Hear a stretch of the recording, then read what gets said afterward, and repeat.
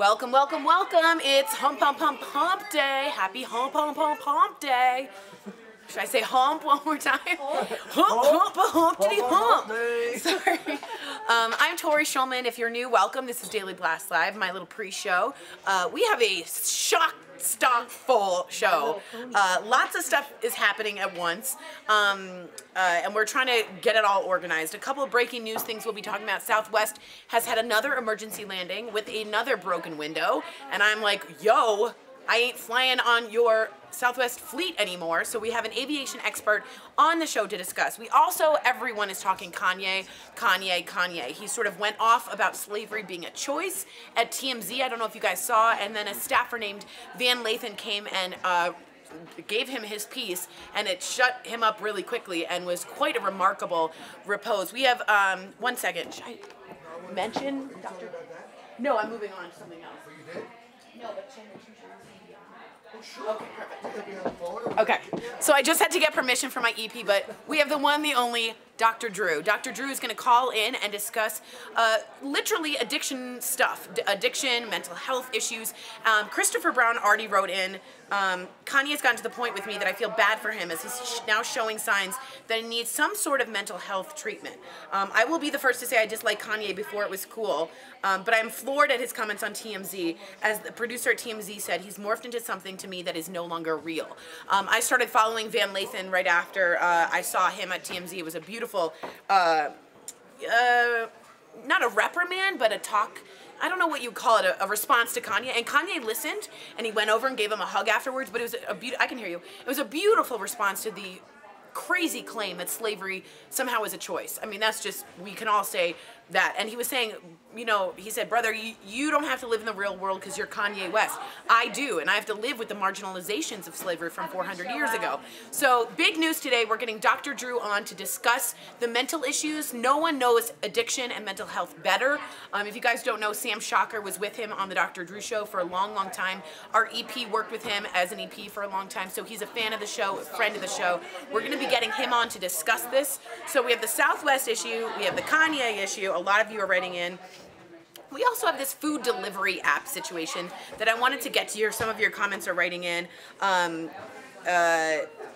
There's a new food delivery apps in DC. Again, I'm from DC, so I love this discussing. They are now serving wards 7 and 6. This means things like Postmates, Caviar, all those kind of like those kind of food delivery systems. They didn't used to go in certain parts of DC, and they're trying to claim that that was racist. And about 800 signatures by a Ward 7 residents started, and the companies are responding. So do you think companies should be able to pick and choose where they deliver, and do you think excluding certain communities is racist? And I'd love your real take on this. I got someone writing in. That would be discrimination if they refused to deliver to minorities. Annie Bloom. However, if they didn't call it, and you're absolutely right, we all agree with that, but if they didn't call it that and said we just won't deliver due to traffic, or they could make a reason they can't go to those spaces. Ward 7 and 8. 7 and 8. Yep, that's what I said. Ward 7 and 8 in Washington, D.C. They're now receiving these food apps like Postmates and Caviar, but they didn't before. So do you think that's fair? Do you think that's racist? Do you think that's up to the company to decide what's safe for them to go into or not, or what's the best financially, what is beneficial for them? Do you think that's up to Postmates, or do you think they should not be able to pick and choose where they have their delivery system? Donna Keith Hall says underserved. Sure, it's because of a risk to the company due to the crime rate. And that's really where I think, let's just like put it out there, that's probably why they weren't. There's some really tough parts of DC. I'm from Northwest, which is a really lovely part, but there's some really rough parts of DC, and at some point, let's just call it what it is, they probably didn't want to deliver due to the crime rate. Is this fair? Should you have a Postmates no matter what? If you have it in DC, should it be for all of DC, or is that up to the business? Remember, this is a private business. This is something they get to decide. So I want to know what you think. Doris Watford Shoemaker, Kanye doesn't have all his dots on his dice. We agree, a lot of us do, some of us don't, but we are having the one, the only Dr. Drew from Loveline. He's been on his own show, Dr. Drew Show. He is coming on to discuss the mental health issue with Kanye, And also the addiction. Remember, Kanye has admitted to being on opioids and having an opioid addiction. He said he went in for liposuction and he came out taking 7 pills a day and he couldn't stop. So he has admitted to an opioid addiction. He's also admitted to being in the psych ward and receiving mental health pills that he no longer says he's taking. So we want to get a take on an actual doctor on what that means, the erratic behavior, the manic episode, or is this just Kanye being Kanye? So you guys are writing in, I'm tired of Kanye, yikes. As for the situation with food delivery apps, should they be able to deliver to whatever communities they want and not deliver to certain communities? Kimberly wrote in, I think it's a service that's offered in a specific city. It should be available for everyone in that city. So if you're delivering Postmates in DC, everyone in DC, she's saying, in her opinion, should be on limits. I feel like excluding certain neighborhoods for any reason is limiting their earning potential. Plus, don't drivers for food delivery services like DoorDash have the option to choose where they deliver? It's a great point. If you're an Uber driver, you can decide where you're Ubering and which section you're going for. So keep writing in. We have Kanye, we have Dr. Drew on the show, we have an aviation flight expert calling in because Southwest just had another emergency landing, I believe in Cleveland. A window broke, another window. If you guys remember the accident where a poor woman, Jennifer Reed, got sucked out of the window and unfortunately died. So let us know what you guys think and stay tuned.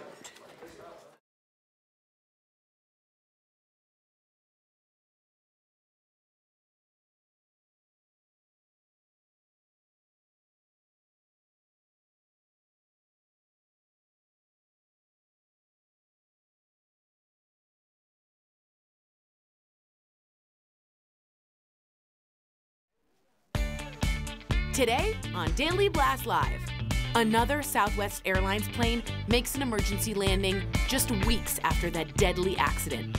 What's going on, Southwest? Kanye West is rewriting history. When you hear about slavery for 400 years, that sounds like a choice. Has the rapper lost it? Can food delivery shut out lower-income neighborhoods? Residents in our nation's capital say no. And soap opera sweeties Bill and Susan Hayes on the staying power of Days of Our Lives. Daily Blast Live starts now. Welcome to Daily Blast Live. Happy Hump Day, everybody. Yeah. We are almost to the weekend, halfway there, Al. Yeah, I'm enjoying the week. Let's not give up on the week yet. I'm ready for the weekend. All right. But we do, though, have a very special guest co-host all week long. Marc Summers is here. How are you? Nice to see you. There he is.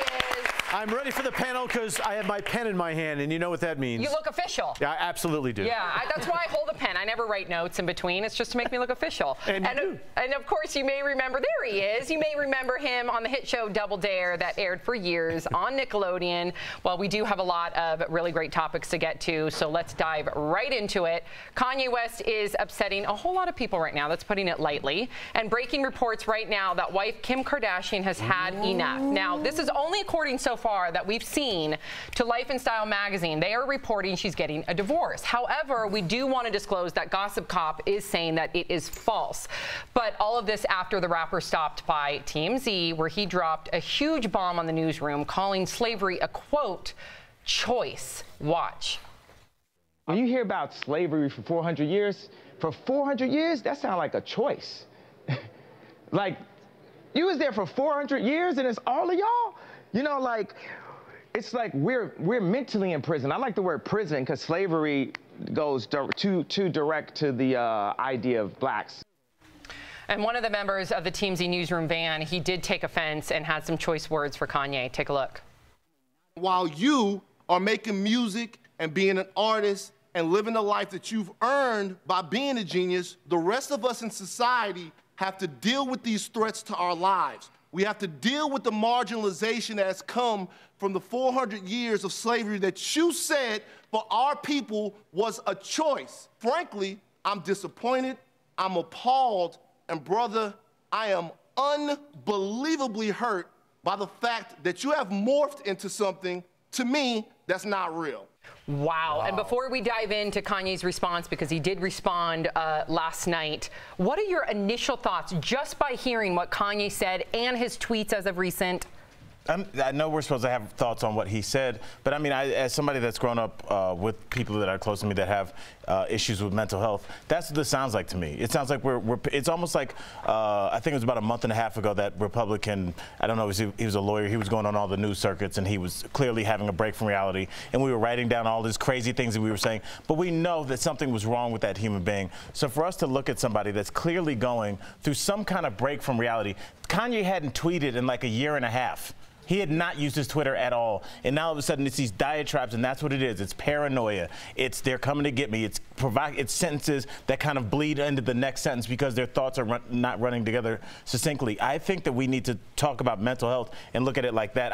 I'm not going to respond to this foolishness about slavery being a choice. We know that's ridiculous. But he did so clarify. Why would we discuss that? And we will have Dr. Drew Pinsky coming on in about 10 minutes to provide or shed some light on the mental illness issue. I'm glad you brought that up. However, Kanye did try to clarify his point, okay? For over an hour, he tweeted a long explanation saying, in part, the reason why I brought up the 400 years point is because we can't be mentally imprisoned for another 400 years. We need free thought. Now, even the statement was an example of free thought. It was just an idea. So, Erica, is he trying to start a conversation and people are misreading his mental health? Yeah, I think that I really do believe that he is trying to start a conversation, and it's a conversation that I'm willing to listen to. At the end of the day, you can't talk about slavery from any type of objective, like, let's have a conversation about it point of view. Slavery is just not something you can do that with.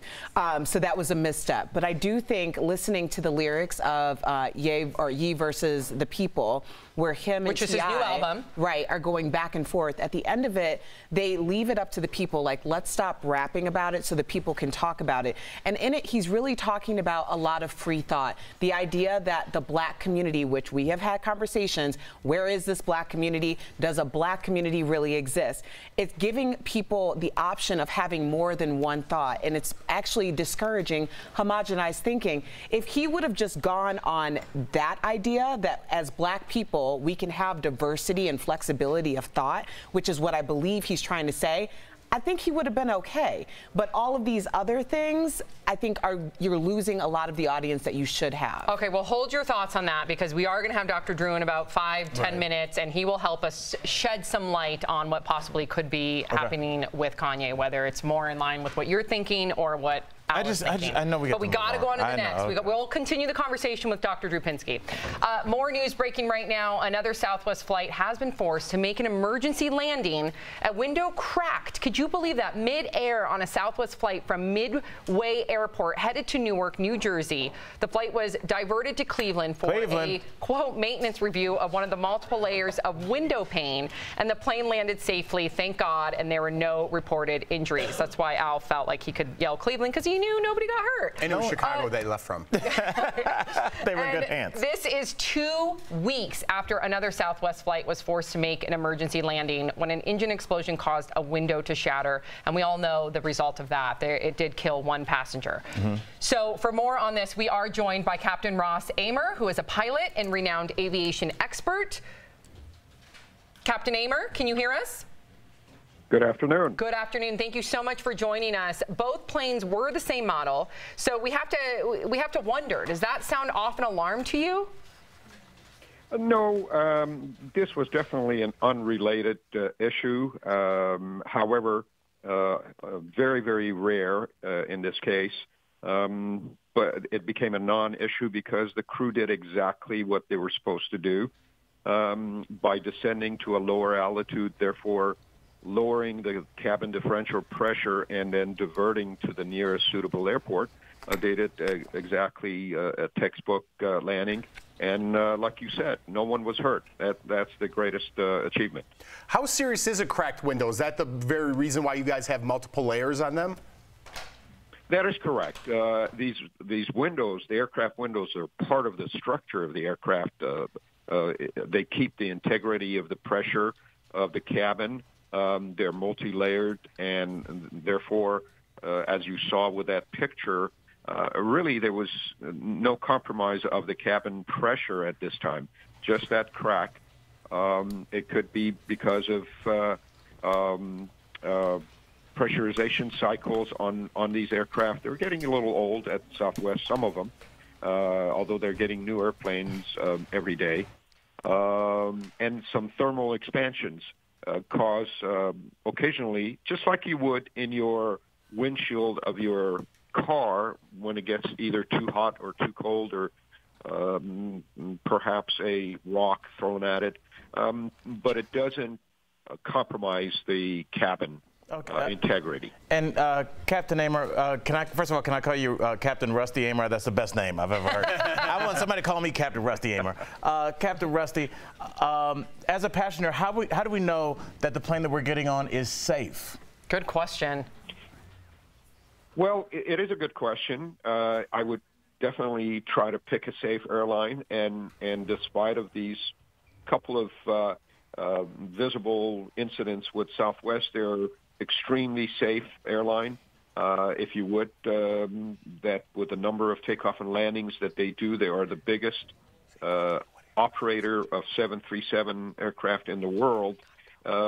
They do millions of hours of safe flying, and it just happened that these two incidents happened so quickly to each other. But air transportation is still the safest method of flying. Thank you so much, Captain Ross. We do have to go, but our very own Jeff Schroeder has been dying to ask this question. So real quickly, the answer, what is the safest airline to fly on? Well, there's no such thing. Okay. That's it. Right, I just need a one-word answer, but that's it. All right, thank you, Captain. Have a great day. Thanks for joining us. Okay. Thank you. Ebony, what's coming up on DBL? Well, America's young people are standing for the second. We'll take you to the walkouts happening right now in defense of gun rights. Plus, Days of Our Lives stars Bill and Susan Hayes have many talents, including one you may not know about. Tennessee, greenest state in the land of the free. It's a really great song. Am I the only one? I'm the oldest person in the room. Find out that there are secrets to success in part 2 of their interview and chatting with the stars.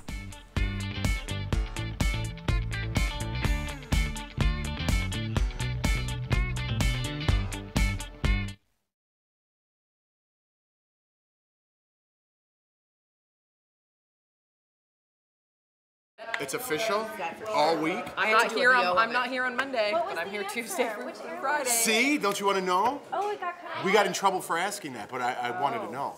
We all want to know, so we're going to try and tweet that guy, because I think we should find out. Well, he said there wasn't specific. Because what I think happens is they make the plane, like they just make the plane in general, and then they sell it to the airline. So it's not like they just put a logo on it. Yeah, right. It's not like American manufacturers. That's right.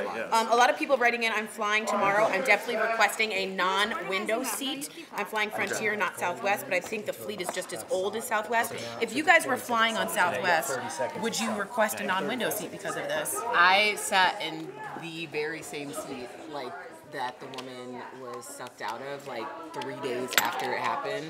Not on purpose. Were you scared? I was a little nervous about it, but Anthony got on the flight first, and he got in that row, and I was like, why? Yes, honey. Yeah, right. Why? But the likelihood of that happening again is so rare, but then of course we just saw it happen again. Okay. An emergency landing with not that the same thing. Agreed, but that could have led to much worse things. A lot of people are writing in to you, Erica, about 8th and Broadway. Let me just tell everybody, all the children that are scared to fly. My intersection, 8th and Broadway, I've seen more accidents there. When I set up the question, I'm going to give a little info. Another accident at 8th and Broadway today. Every day, anybody that's scared to fly, be scared to drive down the street. There's an accident here every 6 days. Al is obsessed with this intersection. Yeah, I live here. I don't sit up a camera. There's been another accident at 8th and Broadway. Don't say where you live. The other thing, Erica, was like, this one girl, Mary. Can I see it? Can I see it? Welcome back to Daily Blast. You guys, I'm so sorry. I just need a moment of preparation before. Ciao, ciao. Welcome back to Daily Blast Live. Earlier, we're talking about. Can it go slower?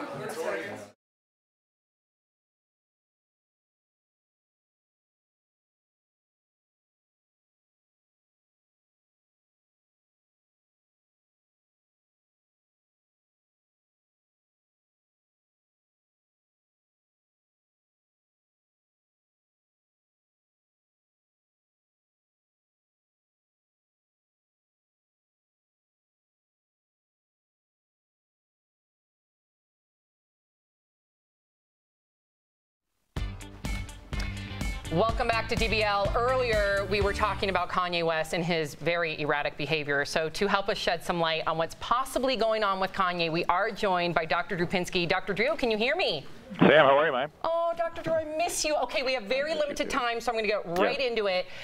He's demonstrated super erratic behavior, manic tweets. It reminds me when you and I covered Amanda Bynes. So is his mania like this associated with an opioid addiction, or is this a symptom from his previous mental illness diagnosis that we know of? Again, we're sort of trying to understand things from afar, right? So just guessing, he previously has been diagnosed allegedly with bipolar disorder, and I guess it's been reported now that Kim is saying that she may be leaving him because he takes his medication erratically. And people with significant bipolar disorder, if they do, it's a medical illness with a medical management, and when they don't take their medication, it can be quite a wild ride.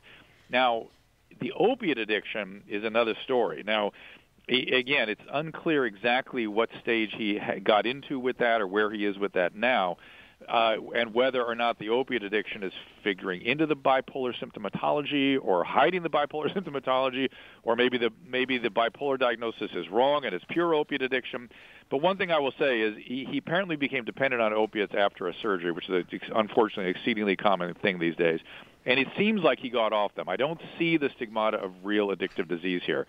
So I suspect he got dependent, got off, and that's probably mostly over. And I suspect mostly what we're seeing here is the bipolar condition. But I take great issue with people calling him crazy. That Me is stigmatizing. Too. Me too. It's stigmatizing. It's stigmatized not just to him but to everybody else with mental illness or bipolar disorder. A and B, associating his changes in his political views, that may have nothing to do with his bipolar disorder. So merely because he has political views you don't like does not make him unstable, erratic, or manic. That is probably a separate phenomenon. Okay. So let's all hope he takes his medicine properly. Let's hope he and Kim reconcile. Let's hope that if he just takes his medicine the way they're supposed to be taken, this would probably settle down very nicely and quickly. Thank you for the clarity, Dr. Drew. We love you. We know you have to get off and do your Dr. Drew stuff. We miss you, and thank you for calling. Thanks. Sam, I'm doing my Dr. Drew stuff now. Thank you so much. Love you, Dr. Drew. Off to Dr. Drew stuff. Here we go. Oh, I miss him. I miss him so much. All right, we are live. Digital producer Kelly Schuberth with news at the moment. Yeah, 2 black men who were arrested at a Philadelphia Starbucks last month just settled with the city for $1 each and a promise that a $200,000 program will be set up for young entrepreneurs. The men say they wanted to make something positive come of the incident. Starbucks CEO came to Philly to personally apologize to them, and the coffee giant will be closing all of its stores on the afternoon of May 29th for employee training on unconscious bias. Sam? Thank you so much, Kelly. That is so important. I really want to just sum up the whole Kanye West thing, because it looks like, based on what Dr. Drew said, you're right and you're right. Thanks. So it's interesting, and we hope that, that he keeps on his treatment, and we cannot stigmatize mental illness and call him crazy. Right, Kanye's brought a lot of joy to our lives, so let's hope he gets better. Amen. Ebony, what's still ahead on Daily Blast Live? Ariana Grande is taking a page out of the Cardi B playbook. We'll tell you what the pop star is up to now. But first, Al Jackson's hilarious take on trending viral videos. Al Sounds Off is next.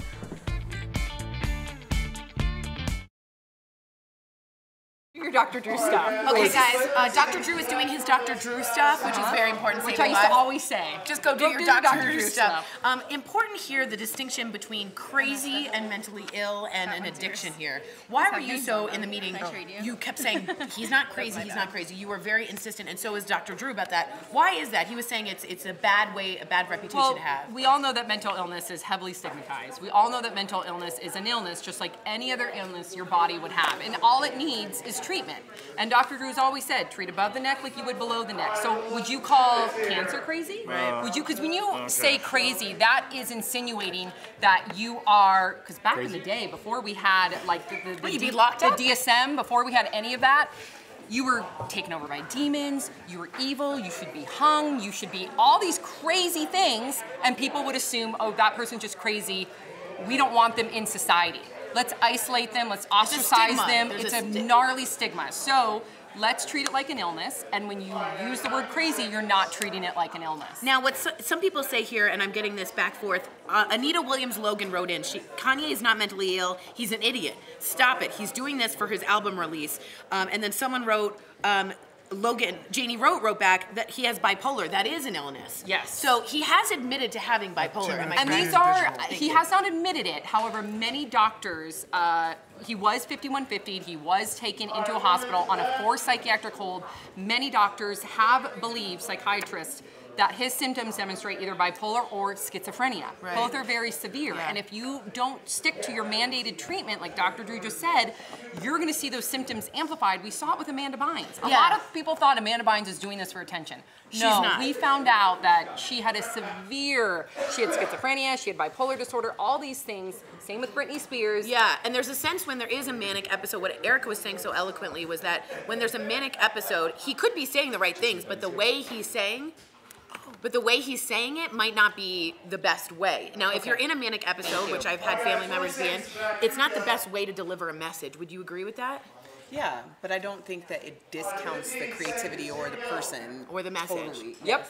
Or Yeah, the because you're message still itself. coherent, you're still there. And it's you're still just- trying to say something. Yes. Honestly, it's like 3, 2. What's up, everybody? Happy Wednesday. It's time now for Al Sounds Off. When comedian Al Jackson goes off on the wildest stories he could find. All right, how you feeling? I feel good, buddy. All right, let's get it on. I just told everybody what's up when we came back. All right, let's go for it now. Here we go. When running to home base, why not savor the moment, right? Yeah. Like this little guy.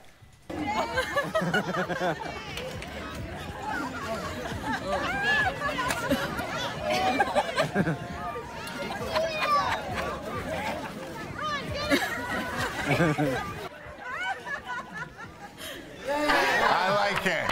I like that. Now, Jeff, they actually clocked his time, and it was the actual time that a bill gets passed in Congress. People say baseball's too slow. I feel like it's not slow enough. I love this kid. He's got swag. He's got style. Because of that, he's got a new fan. So I think we have a future Hall of Famer on Friday. I'm just saying. All right. Let's go to the next one. Stay tuned for that one. All right.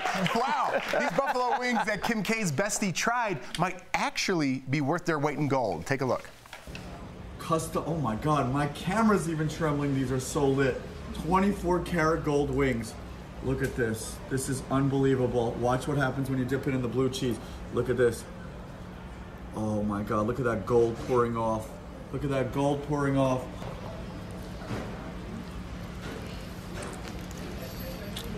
I hope he's just going to eat that. I don't. Well, Jeff, you know, I actually ordered this once, and I was wondering why my bill at Fridays was $37,000. You know, but it just reminded me, you know, when you do have to go to the bathroom, talk about a gold rush. Let's go to the last one. I like it. Yeah. Not last, but we have not one, but 2 billboards from a T-shirt company. Remember these, Al? But before they receive backlash, just check it out and see which one you prefer. I guess dogs aren't the only thing that bury bones.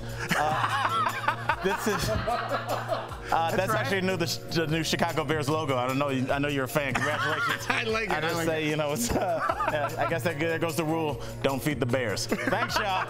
All right, everybody, that's 2 in a row for our Robert Camera Guy. And that's Al Jackson, and that was Al Sounds Off. We are live. Torque has a new trending story coming in hot. Ooh, model Ashley Graham. Anyone a fan? Yeah, well, she's famous for breaking barriers, and her new swim line packs a powerful punch to promote self-love. She teamed up with the size-inclusive company Swimsuits for All for her Power of Paparazzi campaign. Now, get this, guys. Each swimsuit on the site is modeled by Ashley Graham herself in unedited pictures taken by paparazzi themselves. She believes the images will instill confidence in women to love their curves and enjoy living life, no matter who's watching. So the suits are available in sizes 5 to 22 on swimsuitsforall.com. Round of applause, Ashley Graham. Body positivity. Thank you so much, Tori. Our DBL Nation is chiming in on Southwest. I'm flying. Tara Merritt on YouTube. I'm flying Southwest tonight from Denver to San Antonio. I'm with you, Al. Exponentially safer than driving. Kimberly Matsuzak, I will be flying to South Carolina tomorrow. I'm definitely requesting a non-window seat. And Janie Wright on YouTube, never feel scared when flying. All right, we got to remind ourselves of that. I love window seats. Keep requesting aisles, guys. Aisles is safer. Give me that window. Still to come on Daily Blast Live, students are walking out and standing up for the Second Amendment, but will their voices be heard? And up next, TV shows you should see, besides DBL, of course. From dramas to comedies, we've got them next. Promotional consideration is brought to you by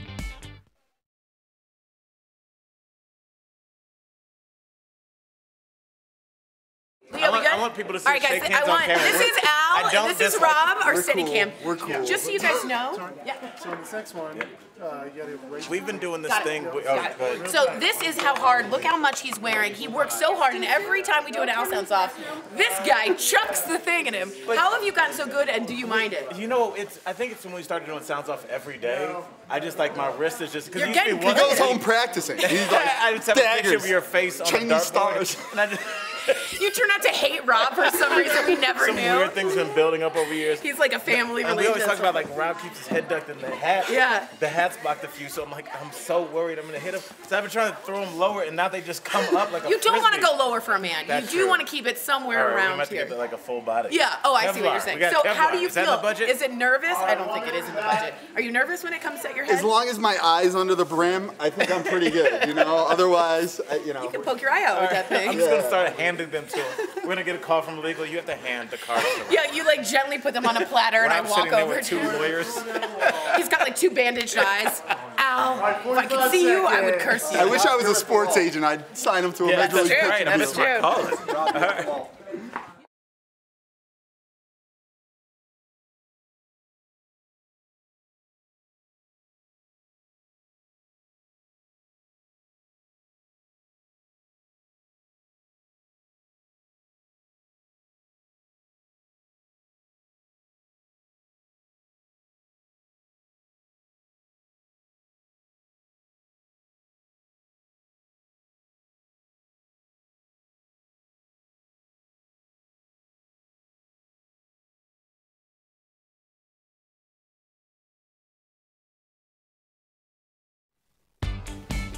Are you in a remote rut? Wah, wah. Maybe it's a program pause, or could you be at a small screen standstill? Don't worry, I've got the cure with the list of the hottest new shows out this month. Take a look. Time to laugh, cry, and binge watch in this edition of Shows You Should See. Benedict Cumberbatch stars in a new series, Patrick Melrose.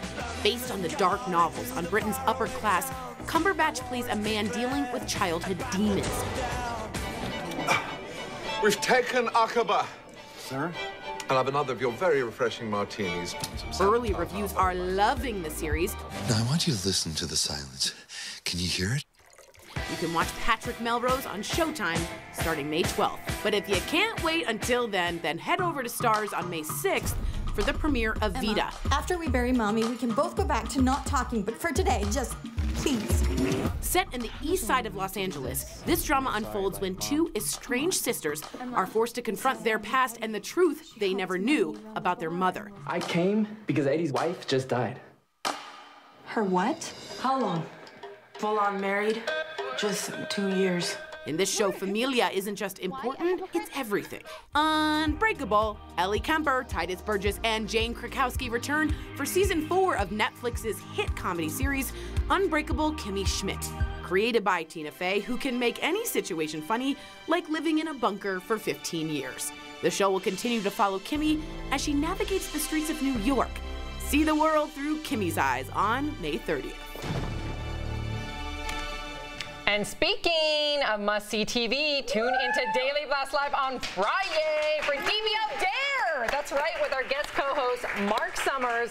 How exciting. It's our take on Marc's hit Nickelodeon show, Double Dare. Way to get around that copyright. DBL Dare. All right. I can't wait. I wonder if are we going to do like the flags and like the nose? Well, or the we better. pancakes? I want the pancakes. That's my thing. I want the flag in the nose. All right. Yeah, I want both. If you're leaving us right now, you can still watch us live on Facebook and YouTube. Here's what's coming up next on DBL. Not all students are for gun control.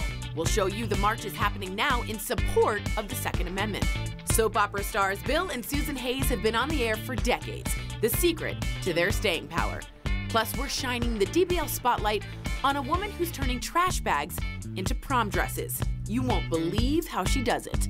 And Daily Blast Live is pulling out all the stops Real Housewife of Beverly Hills star Brandi Glanville joins the panel, all next week. Don't miss it.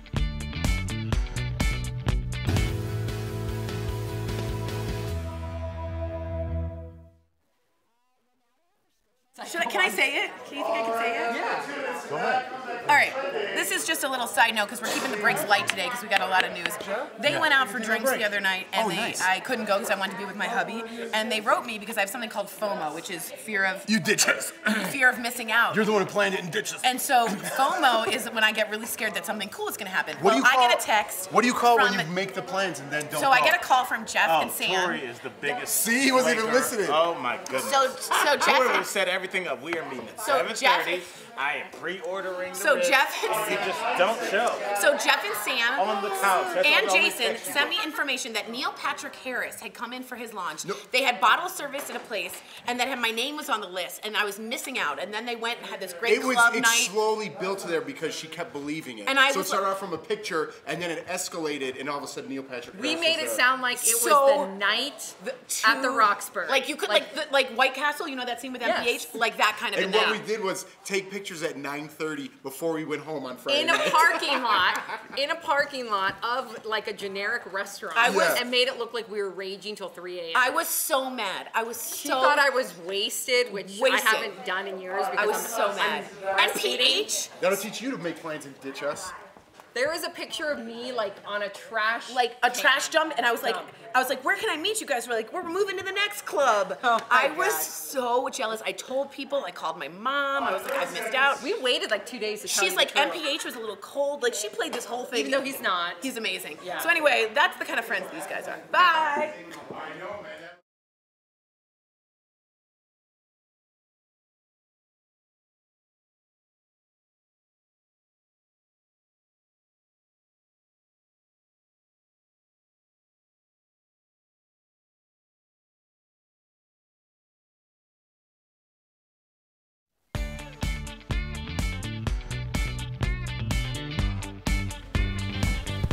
Welcome back to DBL, a big DBL welcome to guest co-host Marc Summers, everybody. Yeah, man. Nice to see you all. Thank you for inviting me. He's here. Yet another day.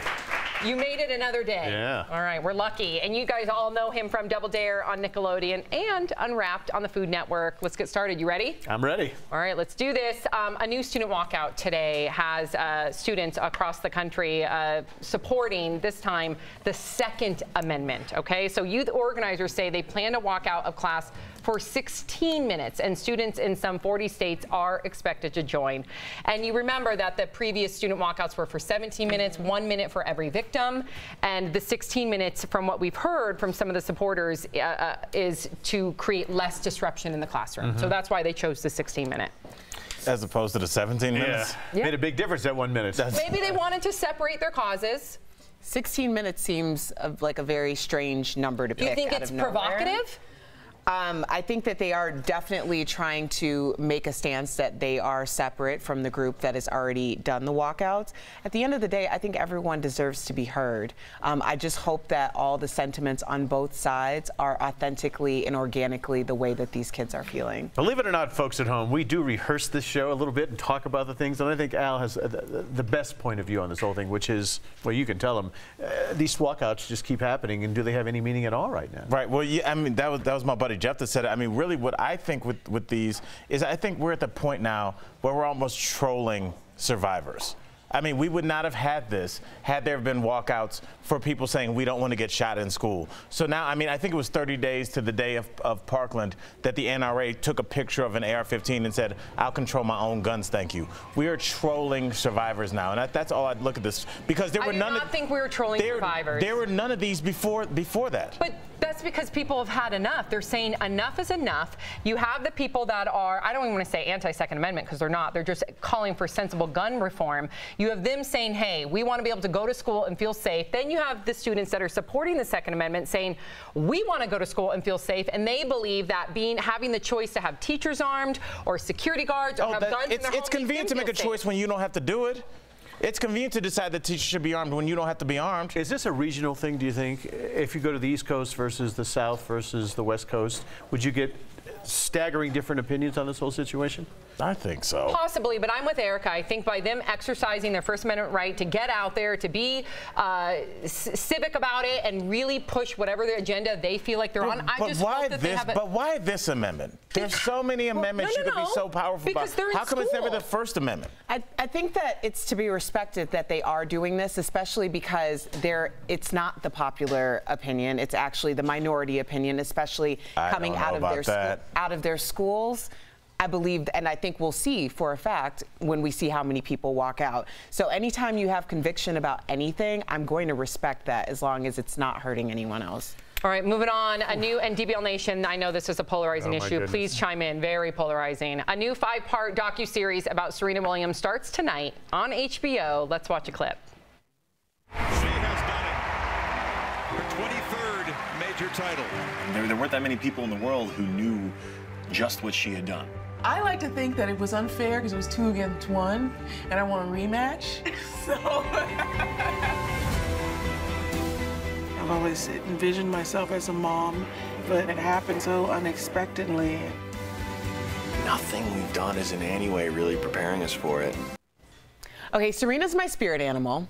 I have to just say, I think that Serena has been such an influential, amazing megastar that has never really gotten the props that she truly deserves. I love this. I don't love the story, but I'm really intrigued, by the story of Indian Wells.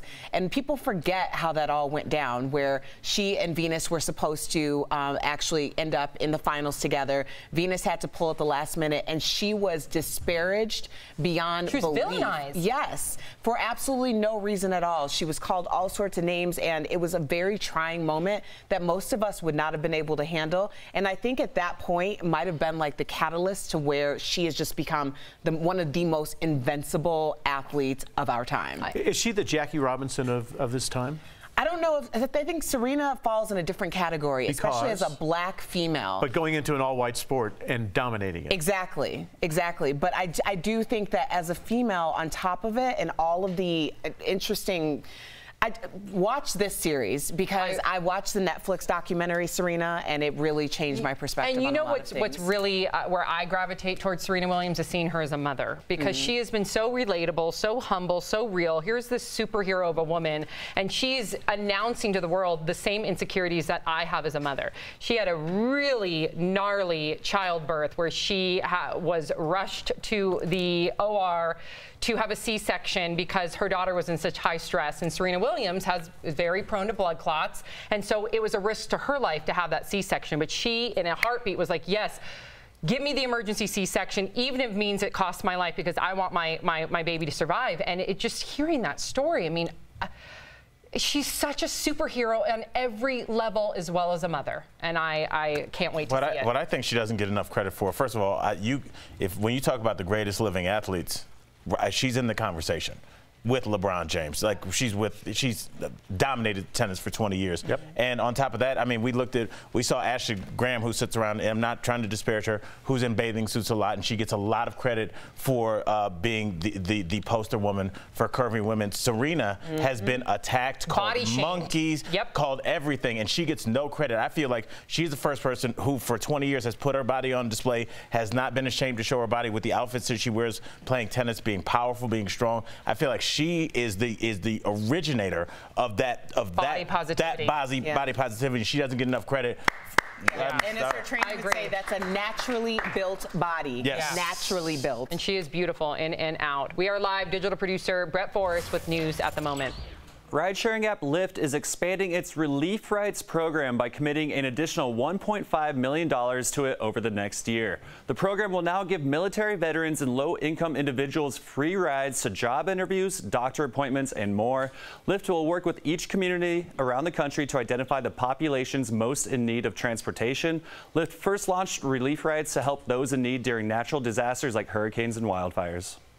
Thank you so much, Brett. Yeah, they're a great company. You just look at how Lyft and Uber have separated. It's like Lyft can do no wrong, and Uber just everything we read about them is kind of disappointing. So fix it, Uber. You'll be gone. Yeah, just absolutely. like taxi cabs. See ya. Yeah. All right, and now it is time for a little segment, Mark. We like to call You Be the Judge. Oh. Yep, we have to talk about NSYNC. Apparently, right after they received their star in the Hollywood Walk of Fame, the boys got together for a little reunion dinner celebration, but one pop star was missing. Justin Timberlake. The boys say it was no big deal, but we got to ask DBL Nation, and then we'll chime in. Was this a snub or not? Is there any way we could get Jeff in here?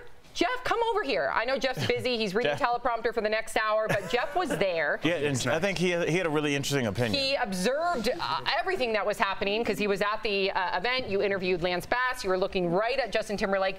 Just by optically, by looking at his body language, did it look like that Justin Timberlake wanted to be there? Does it surprise you that he didn't go out afterwards? To clarify, I was eating snacks over there. But yeah, you know, when I was there, I hate to say this because he's such a busy guy. You know, like he just got off a Friday and Saturday playing in LA, which is very, you know, time-consuming, taxing on your body.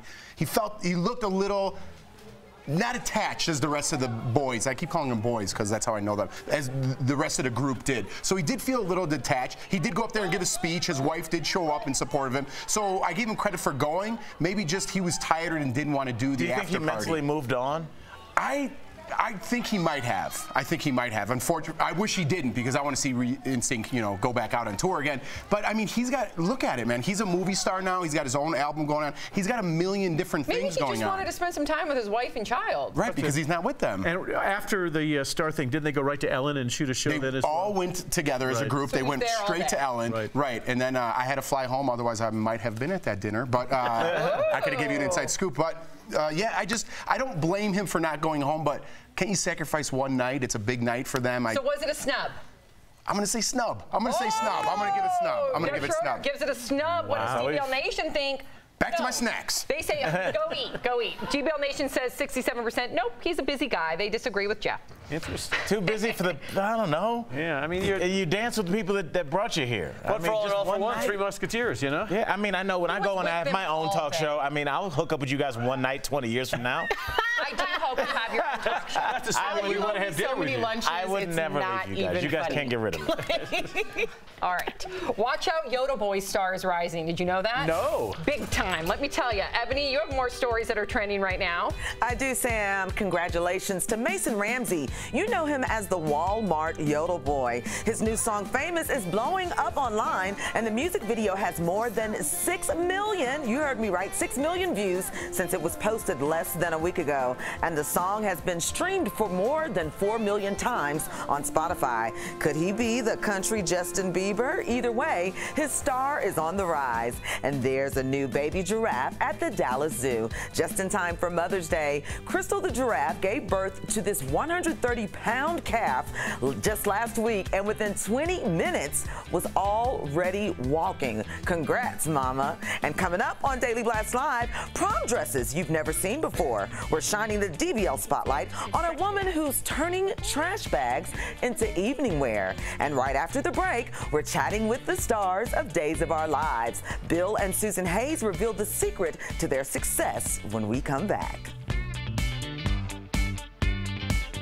Hey everyone, it's Connor Ashley from the digital team. So if you are new here, I just wanted to tell you that we don't show commercials during the digital breaks. We keep you up to date on all of the trending stories. And I sit over here and pretend to be his friend. Yay! So trending right now from Billboard, well, Ariana Grande was on The Tonight Show starring Jimmy Fallon last night. that. She's and, wonderful. She announced that she will be the opening performer for the Billboard Music Awards. Oh, wow. She's going to be joined by, you know, BTS, Camila Cabello, and Dua Lipa. Those are some of the other big performers. Let me know if you guys night. have ever heard of any of those people. I have, kind of. Go ahead. And then, yeah, so it's going to be hosted by Kelly Clarkson, and it'll be on May 20th on NBC. What's interesting, too, guys, if you don't remember, Ariana Grande hasn't had a live performance since the Manchester bombing. So this is a bigger deal for her to come back and perform and be there. Yeah. Her first thing ever was this Jimmy Fallon thing since the bombing. So very excited for her. I have new respect for her. And she just released her new single, I think it's called No Tears Left to Cry. So I think we'll be seeing her perform that as Wow, well. I turned into a fan. Sam knows her, spent a weekend with her, and said she's wonderful and treats her fans like family. So good reporting there, sir. What's going on? Everyone's obsessed with your beret. Everyone. And by everyone, I mean like 3 people. But really, everyone's obsessed. Oh, thanks. Where did you get it? Your mom? My mom. Yeah, everything Kelly Gregg wears is from the mom. It's amazing. Thank you, Wendy. Wendy, killing it. What's going on? We have some fashion news. Speaking of H&M, which we know is a brand pricing, lower end kind of clothing. Sort of quick shopping, right? Yeah, it's releasing a modest fashion line. Now we've seen higher end brands come out with more modest clothing. Well, now you can actually get it for more affordable prices with H&M. So it's called LTD. LTD, like which limited. Stands for limited, Okay. exactly. And I think it's actually perfect timing because when you think modest, you think longer sleeves, a little bit flowier, not so tight fit. So with summer coming, that's exactly what I want to be wearing. Interesting. So they're doing modest. You don't mean price-wise. You mean covering more skin. And Modest, things. covering more skin. I wonder what is the impetus to start this. We've seen prom dresses. We've been reported it going shorter and shorter and shorter. Yeah. Maybe we've gone so short we're going the other way. But I too would love to be. We see a lot of hijab collections coming out as well, so I think that's kind of reaching a new audience. Oh, that interesting. H&M's kind of strayed away from in the past, but If there's certain dress codes of religions and but stuff it's like that. out today. So if you guys want to go to their website, go to LTD Collection and see if you like any of the designs. Ooh, very exciting. And get yourself a beret. Yes, Wendy. Welcome back to DBL. On today's edition of Chatting with the Stars, I spoke with soap opera legends Bill Hayes and Susan Seaforth Hayes. The Days of Our Lives stars share their favorite TV moments and give us some advice for long-lasting success. You know them as Doug and Julie Williams from Days of Our Lives. The two met on the show in 1970, fell in love and married, in real life too. Like sand through the hourglass, So are the days of our lives. Bill and Susan Hayes, thank you so much for joining us at Daily Blast Live, and congratulations on your Lifetime Achievement Award. Now, you two have played the characters of Doug and Julie Williams on Days of Our Lives for nearly 50 years. Now, why do you guys think that Days of Our Lives fans have remained so loyal? Because the show is very, very good. It has great writing. It has wonderful actors. The actors are great. The actors are great. The production staff cares about the show, and it's a family show. I say that our cast is a family. Well, let me ask you, Bill, because your character was famously killed off in 2004 and then turned up alive on a tropical island. What is that like for you as an actor? They did not tell me that we were coming back. They just said, "You're dead." Yes, they gave him a cake and an hourglass and a And I sweet was goodbye. in a coffin. And that day they ordered a child-sized However, coffin and they had to stuff him into it. We did one really wonderful scene. Yes, there was a good side At to that it. time, Julie was in the chapel praying, and Doug walked out of a light. Out of the tunnel of light. We had a scene together saying goodbye. About 10 actors getting killed off the show was a was hard. sad experience for everybody, even though they were resurrected. You know, it was kind of a shock. Yeah, well, your character's been through so much on the show as well. Like, what's one moment that really sticks out to you? Our second wedding. Okay. He likes number 1. I like number 2. Number 3 was off camera. We've been divorced a few times on the show, but as you can see, we're quite close in real life. And we started this conversation talking about how fleeting the television industry can be, and yet you found longevity. What advice do you have for the rest of us? The rest of you have high expectations and work hard. Erica, I loved your interview because you talked about not only their beautiful love affair, but some of like the crazy things that we expect from soap characters. Yeah, well, they were so transparent about so many things. I just find it, you know, I love like long love. Like, it's just like, I want that so badly. But yeah, I just really appreciated them opening up so much to us. They're so cute. Yeah. Together that long and working together every day. I don't know if I can do it. No, I'm just saying, it's a testament to their relationship. Like to go home with somebody and then drive to work with them and see them all day and then drive home. It's like being with somebody every second of the day. I can't. I could never. Do you think they have separate dressing rooms or one dressing room? Dude, they have It's got to be separate. I mean, yeah. We are live. Digital producer Raquel Villanueva has news at the moment. Well, just announced today, the Boy Scouts are dropping the word boy from the name of their signature program, so the organization can focus on girls participating. It's now known as Scouts BSA. For more than 100 years, the name remained the same for the group, and while the organization will still be called Boy Scouts of America, the name of the programs they offer will have more inclusive titles. The changes will take effect next February. Well, that's awesome. But then they're still called BSA. But they're still Girl Scouts, and then that's weird. So why don't they all come together? Organization that has everybody in there. I like it, just inclusive all around. Why you got to switch everything? I really think that this is a good thing because people or children can identify with whatever group speaks to them. And I think that by opening up Boy Scouts and just calling it Scouts. But they're saying all around. But then does that make Girl Scouts exclusive then? Right. What's up with the Girl Scouts? When are they going to turn it around? Yeah, Girl Scouts. And where's that Girl Scout cookie money that y'all sitting on? You make millions. Where's the money? Educational point. I'm sorry, Erica. Congratulations. Scouts BSA. Coming up on DBL, trashy prom dresses, literally. Why one woman is turning black trash bags into gowns. Find out next in our DBL Spotlight segment. And drop everything, everybody, because reality TV star Brandi Glanville is joining our panel next week. She's got opinions, let me tell you, and she's not afraid to share them. Daily Blast Live all next week. Watch it. All right, guys. Okay, first off, Kelly, this is for singing Mary. Can you just do this? I'm in a box. I'm in a box. The mime! She's like the hottest mime you've ever seen. That's amazing. We're getting you a palette, an artist palette coming up, and an easel coming up next. Want to bring up Brandi Glanville, guys. I've been holding this secret from y'all for a long time. Brandi Glanville, if you don't know, she was a Real Housewife of Beverly Hills. She was also on Celebrity Big Brother. She's known as a teetotaler. Is that what you call it? A teetotaler or toller? Teetotaler.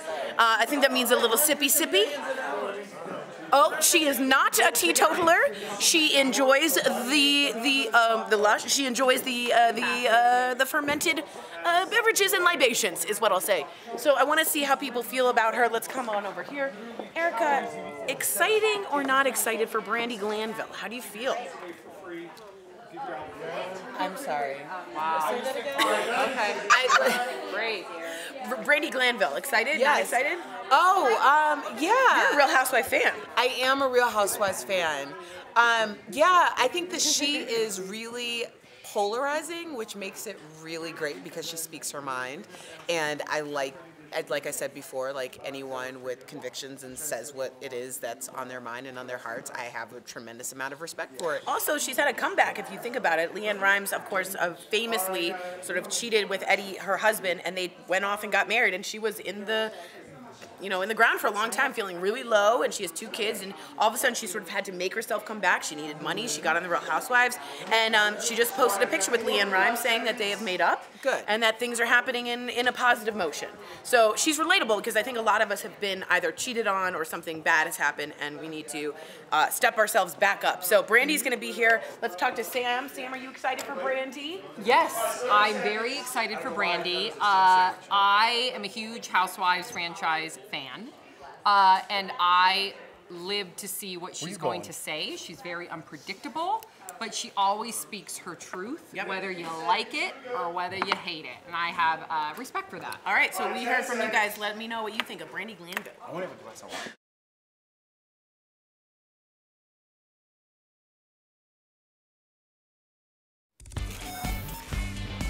Welcome back. Today we are shining the DBL spotlight on a young woman inspiring others to be fashionably different. Watch this. DIYer and fashion influencer Amber Scholl teaches us that trash is in the eye of the beholder. Wow, the fashion selection is endless. The 24-year-old YouTuber revealed to her 2 million followers on social media this beautiful prom dress made out of trash bags. That's right, trash bags. She captioned it, "When someone calls you trashy, make a dress out of trash bags and prove them fabulously correct." And joining us now is the fashionista herself, Amber Scholl. I am so taken by this, Amber. On your YouTube channel, you say that you were inspired to learn how to be broke and bougie. Tell us how that came about. Basically, I graduated from college, like had no job, but living in LA, obviously, you know, I still wanted to look fabulous all the time and have like a really glamorous life. So I've always loved crafts, and I figured there was got to be a way to do it. So I figured it out. What gave you the idea to make the dress entirely out of trash bags? You know what's funny is the trash bag idea was purely based on my subscribers. They always are leaving such nice, funny comments like, oh my gosh, I bet you could rock a trash bag. And I was like, maybe I should try that. I heard that the trash bag company, Glad, they've actually reached out to you for a special project. Is that right? They literally tweeted me, which I thought was so funny. They were like, hi, we loved your project. And I was dying. I was like, oh my God. So now me and trash bags, Glad trash bags follow each other. So I thought that was like a really funny full circle moment. Well, I love your concept of broke and bougie, but what are a few tips that you can give our viewers and me on how to be luxurious on a dime? Because you've got that down packed. Oh, girl, thank you. You know, honestly, I really think that it's all about rocking whatever stage of life that you're in, because if you really feel like you look fabulous and act fabulous, you're going to be fabulous. So that's kind of like the biggest tip. We thank you so much for joining us. And for more of Amber's fantastic fashions, you can visit her YouTube page at Amber Scholl. I know I'm going there right now. Oh, well, thank you so much. Thanks for having me. This was so fun.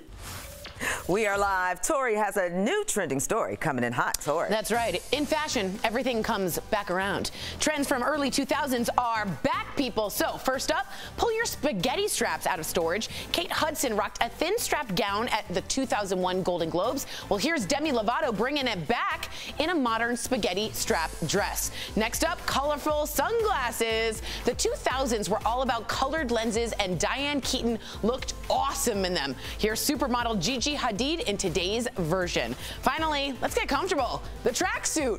Britney Spears was the poster girl for the Juicy Couture velour look. Who else had that? Everyone. Yeah. Fast forward to today, stars like Tracee Ellis Ross are even wearing them on the red carpet. Now all we need is a tube top and a denim skirt. We're back, baby. Yeah, what about those glasses, Tori? I'm all about them. They're Raquel's. They look good. As we go to break, check out... When are they coming back? I love them. They are back, actually, Al. Fashion tips. And check out some of the exciting things we've got planned coming up in... It's gonna be May. The biggest events in May are on Daily Blast Live. Surprise! Complete coverage of the royal wedding. Royal Watch 2018. NSYNC's Hollywood Walk of Fame dedication. I'm so excited. Al Jackson speaks at the TM Landry graduation. I'll be there. I'll be there. And so much more. Yeah, we're just kicking the mud off the tires. Don't miss a day in May on Daily Blast Live.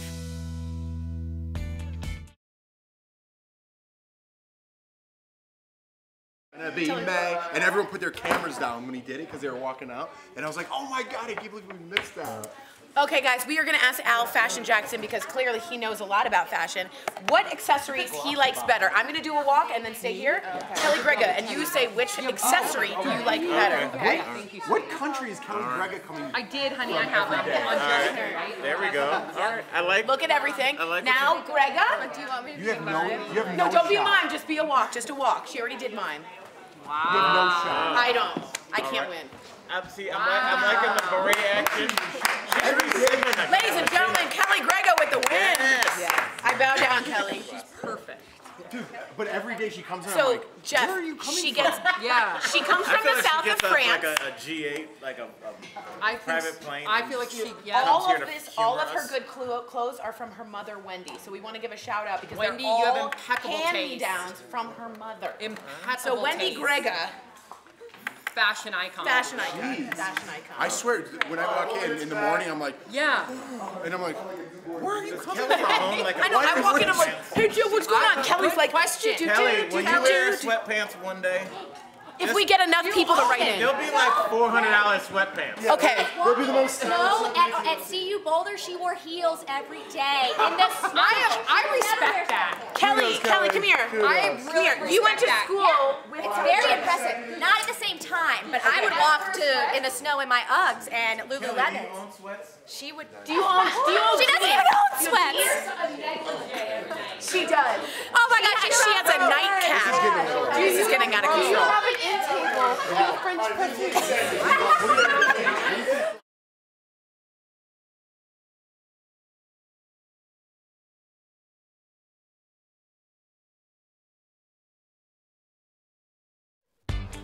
Welcome back to DBL. We have lots of comments in regard to Justin Timberlake. Okay, you called it a snub. Davey on Twitter, no, Justin Timberlake made in sync. Don't go at me. I don't know what that means. Whoa, relax, guys. I think he's going to be waiting in the parking lot. They did it together. Brandy Sprung on Facebook. Looking at this video, it looked like he didn't want to be there. Justin is too popular for them now. Listen, I just want to come because I think, you know what I mean, he's a very tired guy. He's got a kid. If he's leaving town the next day, I understand. But come on, you got to remember where you came from. You can't have a quick dinner and then bounce. Okay. Kimberly Matsusak, Facebook. Justin said on Ellen that the night before he didn't get into Hollywood until 2 a.m. because he was coming in after a show from his tour, and that he woke up at 6 because of his son. So he probably was just tired. I doubt it was a snub. I'm with you. Not with you. All right, well, I'm with Jeff. Thanks, Al. In 20 years, we're going out to dinner, buddy. Exactly. Stories ever You're coming stop too, Erica. either. We're live on YouTube and Facebook. Happy Wednesday, everybody. It's hump day. Are we waving now?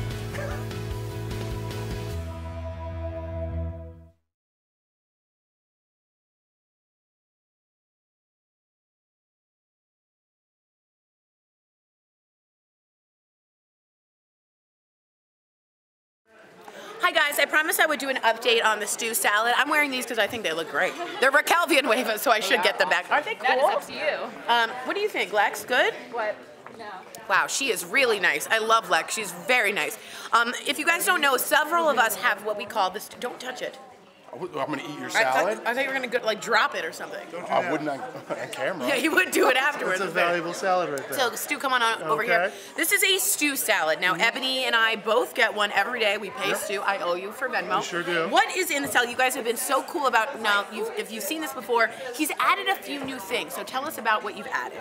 Okay, Stu's so a chef, just so you know. Today I like to switch it up every couple days. Today we did a baby spinach and spring greens mix. No romaine for us. No romaine. E. coli. Be careful on that. Yep. We did roasted chicken, carrots, cucumbers, dried cranberries, sunflower seeds, cherry tomatoes, red onion, celery. And what's the cheese? Oh, and then gorgonzola. Yeah, you get a nice. It's flavor like thing. sunshine in the barn, in the mouth. I mean, it's like so happy. And then we it's use a balsamic vinaigrette, something simple, but the acid's always nice, especially with the cheese. It gives a nice flavor profile. There's a nice flavor profile. So guys, if we have, no, we pay for those secrets. All so right, if 30 you have seconds. any advice for Stu or think we should try something new, hit us up. We'd love to hear An it. egg, maybe some raisins. We have craisins, but I always want raisins. Avocado. We'll probably be switching up the protein here pretty soon as we get into spring. Are we going to a salmon? We might go a little bit fish. We might go a little beef. Tilapia. We'll see. 10 seconds. So we're so excited. Hit me up with any salad 3, 2. stuff.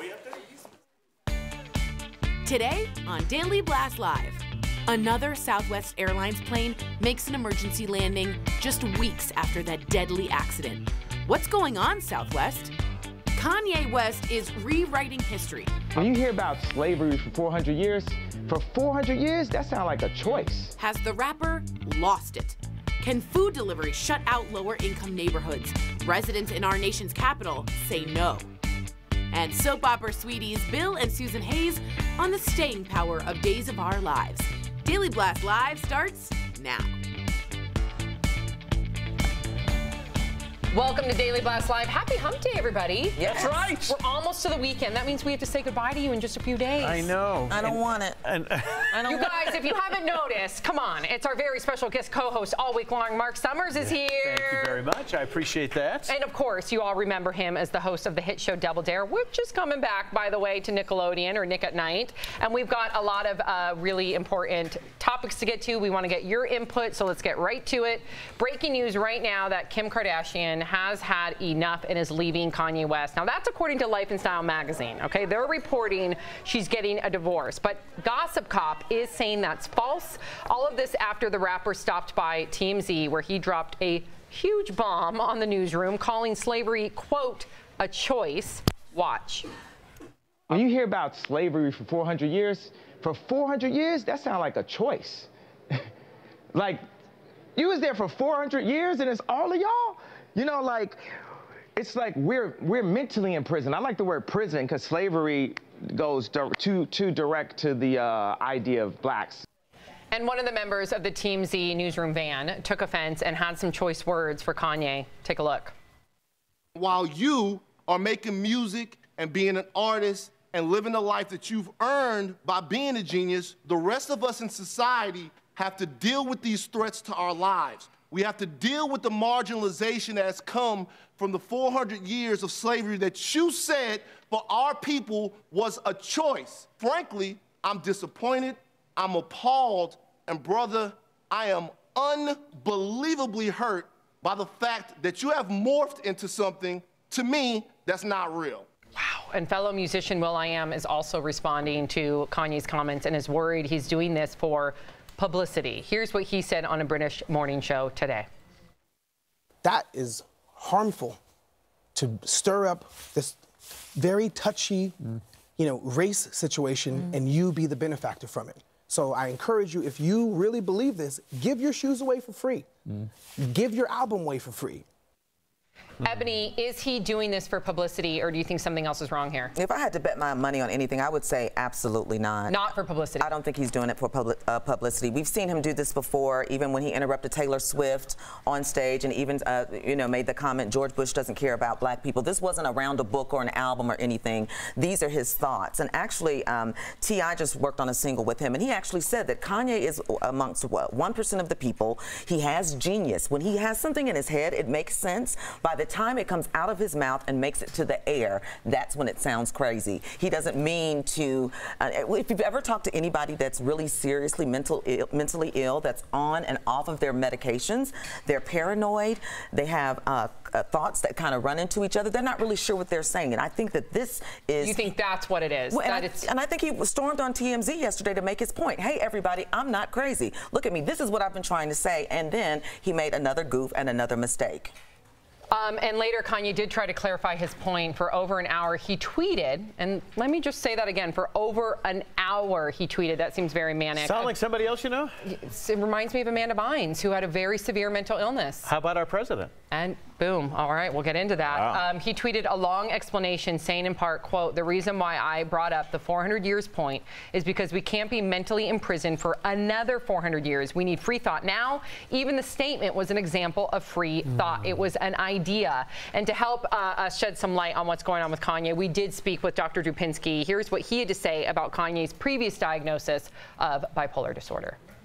With significant bipolar disorder, if they do, it's a medical illness with a medical management, and when they don't take their medication, it can be quite a wild ride. Now, the opiate addiction is another story. Now, again, it's unclear exactly what stage he got into with that or where he is with that now. And whether or not the opiate addiction is figuring into the bipolar symptomatology or hiding the bipolar symptomatology, or maybe the bipolar diagnosis is wrong and it's pure opiate addiction. But one thing I will say is he apparently became dependent on opiates after a surgery, which is unfortunately an exceedingly common thing these days. And it seems like he got off them. I don't see the stigmata of real addictive disease here. So I suspect he got dependent, got off, and that's probably mostly over.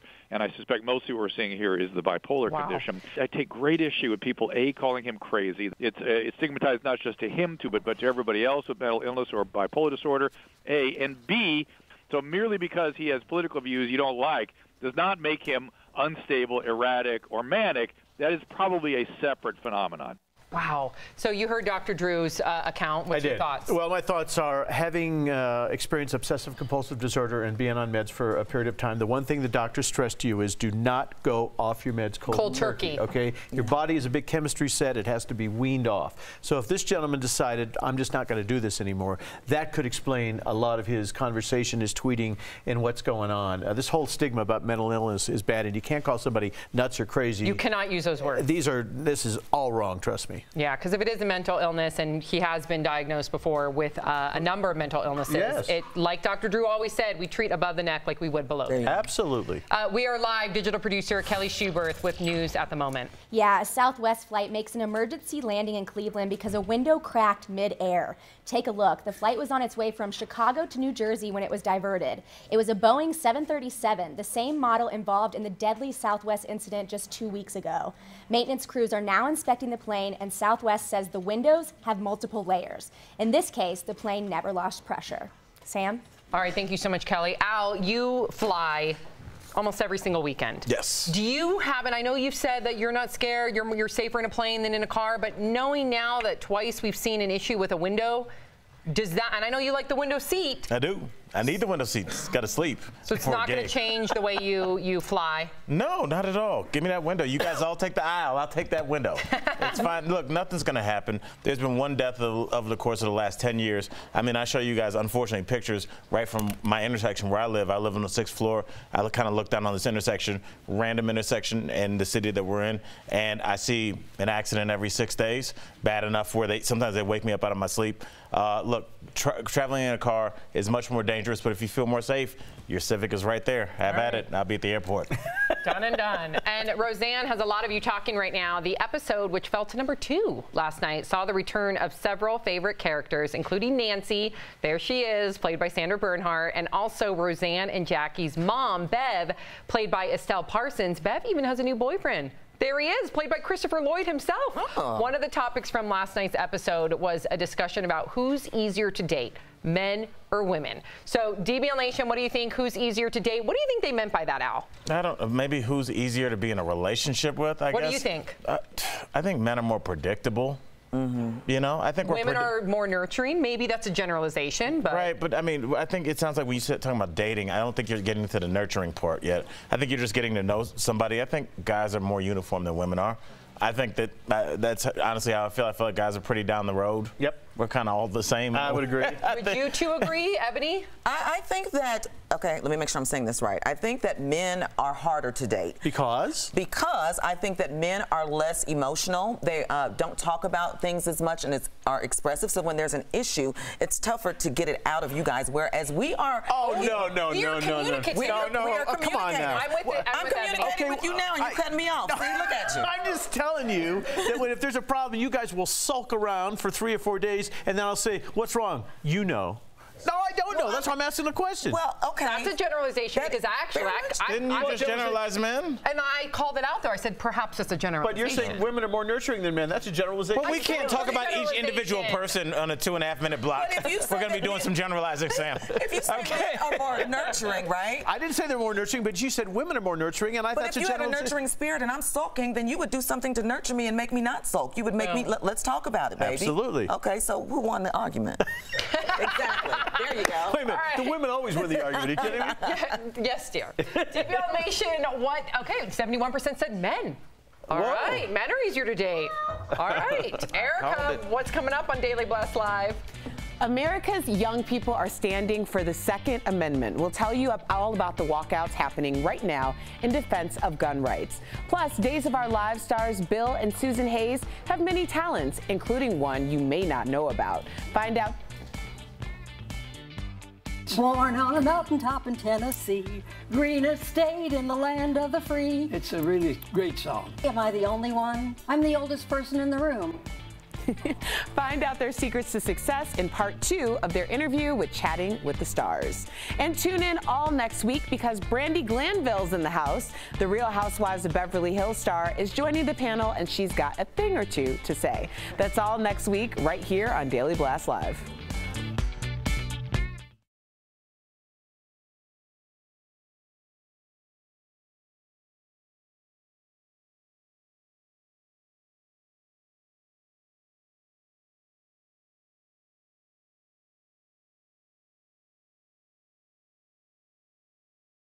All right, so I just want to give a happy birthday, a feliz cumpleaños, am I saying that, Raquel?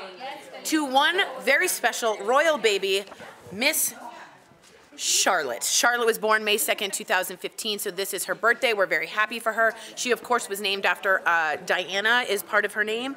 She's also, little known facts, she's learning Spanish. And she also likes to get messy with her brother George in the kitchen. I wonder if British messy is just like this. Like that's messy. That's not messy. You should see my room. That's messy. So happy birthday to Princess Charlotte. Again, if you guys don't know, I'm starting a campaign to get my executive producer to allow me to go to London for the royal wedding. So if you really think I should go,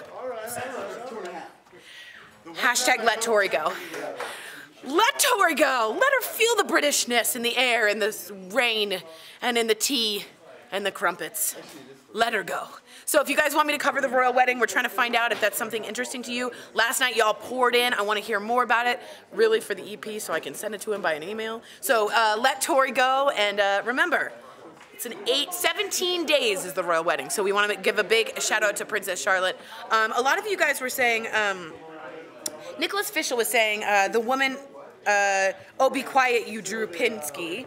And then Nicholas Little says, in all seriousness, if this Kanye situation is mental health, I really hope he gets some help, and we all need to be a little less harsh when we hear these things. So two very different takes on the Kanye West situation. I think he's trying to say something interesting, but not saying it in the best way possible. He reminds me a bit of someone going through a manic episode. Again, I'm not a doctor, but I hope he gets better, because illness is not something to be called crazy, like Sam has always said. It's something to be taken seriously. And what does Drew say? Always fix what's above the neck like you do below the neck. So we treat cancer, we treat everything with medicine. A broken leg. Or a broken leg. The same thing should be applied to our mental state. It's the same thing. It's an organ. Yeah. Good words from Sam and Drew. 5 seconds. 3.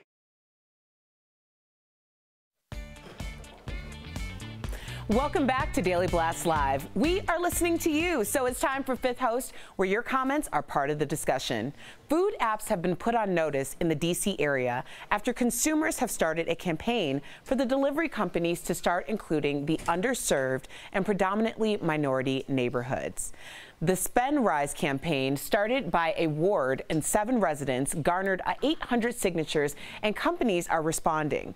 DoorDash is the latest in joining Postmates and Caviar that will now be delivering to the previously avoided Ward 7 and 8.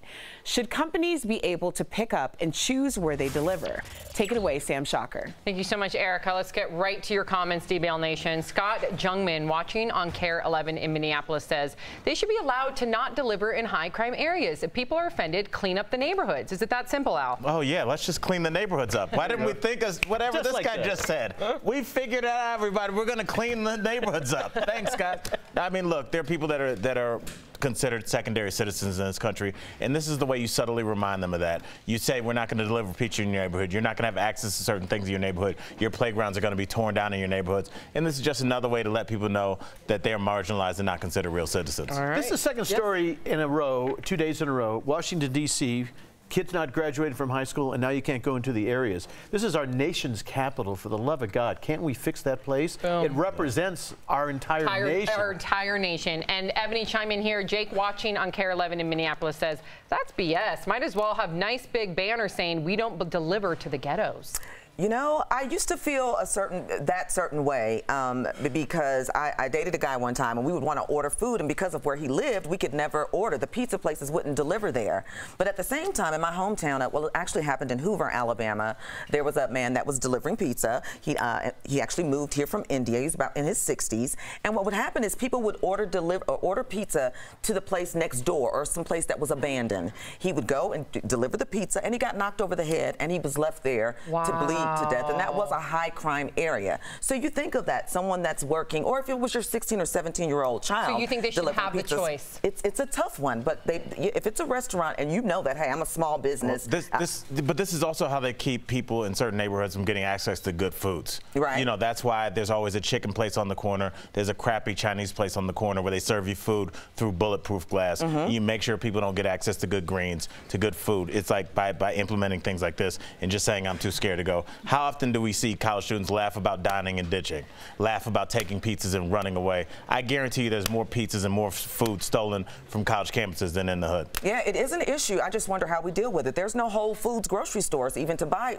those type foods in the hood. So there you have it. There you have it. Thank you so much for chiming in, DBL Nation. We love hearing what you have to say. We are live. Digital producer Brett Forrest with news at the moment. Ride-sharing app Lyft is expanding its Relief Rides program by committing an additional $1.5 million to it over the next year. The program will now give military veterans and low-income individuals free rides to job interviews, doctor's appointments, and more. Lyft will work with each community around the country to identify the populations most in need of transportation. Lyft first launched Relief Rides to help those in need during natural disasters like hurricanes and wildfires. Thank you, Brett. Lyft is the example. They've done a good job of attaching themselves to really positive programs, and that's why I only use Lyft. Whatever Uber does, Lyft does the opposite. That's it. Your story. Erica, what's still ahead on Daily Blast Live? Did Justin Timberlake shade his NSYNC band members by not showing up for dinner after their Walk of Fame ceremony? You be the judge. But first, Al Jackson's hilarious take on trending viral videos. Al Sounds Off is next. Hey everyone, it's Connor Ashley from the digital team. So trending right now from Bustle is some big news coming out of E!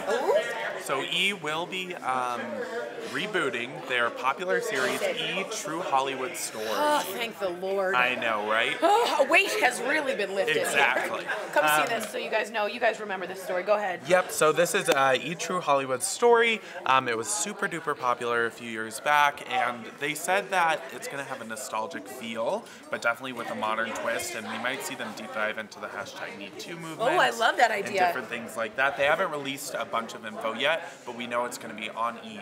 this year. That's exciting. If you guys ever watched True Life on MTV or Behind the Music on VH1, it had that kind of feeling to it. Yep. And it was like the narrator was good. Everything was juicy. Ooh, all right, let us know if you're excited. Very exciting. Let's go to mon amie, c'est le Kelly Gregor.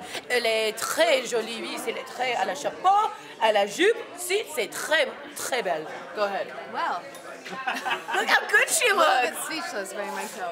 Well, we know how much people love sharing mixtapes and music they're listening to. Well, Instagram is making that a little bit easier, so they've partnered with Spotify, where you can actually share the song in your Instagram story. Now, we've been seeing a lot of changes coming out on Facebook. They announced a dating app yesterday. There's a lot coming out, and Instagram is the sister company to Facebook, so I'm not surprised to be seeing, another additional thing that they're doing to draw in consumers. Sure. But so they've partnered with Spotify to now you can share songs. You can share songs. So I personally have friends who will take screen caps of songs they're listening to and put it and be like, you have to go listen to this. Well, now they're making it easier where you can actually just link that song. Like an MP3 So almost. while you're watching the story, you can play the music there rather than, taking those extra steps to go to Spotify, look up the song, and listen to it. It's just a smart idea. It's an easier path to get to music. It's an easier way to share music that you're really into. And maybe new artists. This helps some new artists. This helps Instagram artists, YouTube artists. I think Instagram is outpacing Facebook in a lot of ways. I know Facebook bought Instagram, but what I see is this in terms of them. Instagram's taken off, and I appreciate the ways they're trying to incorporate different things. So let us know, are you a Facebooker, an Instagrammer, a YouTuber, or do you live in the woods and you're not even watching? Thank you.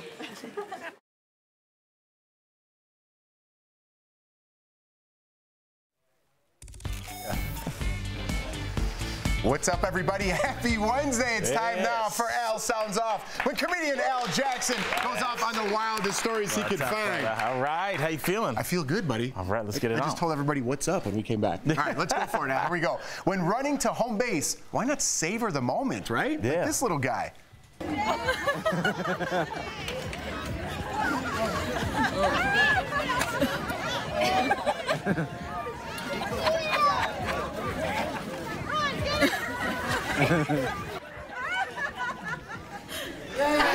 like it. I like that. Now, Jeff, they actually clocked his time, and it was the actual time that a bill gets passed in Congress. People say baseball's too slow. I feel like it's not slow enough. I love this kid. He's got swag. He's got style. Because of that, he's got a new fan. So I think we have a future Hall of Famer on Friday. I'm just saying. All right. Let's go to the next one. Stay tuned for that one. All right. Wow. These buffalo wings that Kim K's bestie tried might actually be worth their weight in gold. Take a look. Oh my God, my camera's even trembling. These are so lit. 24 karat gold wings. Look at this. This is unbelievable. Watch what happens when you dip it in the blue cheese. Look at this. Oh my God, look at that gold pouring off. Look at that gold pouring off.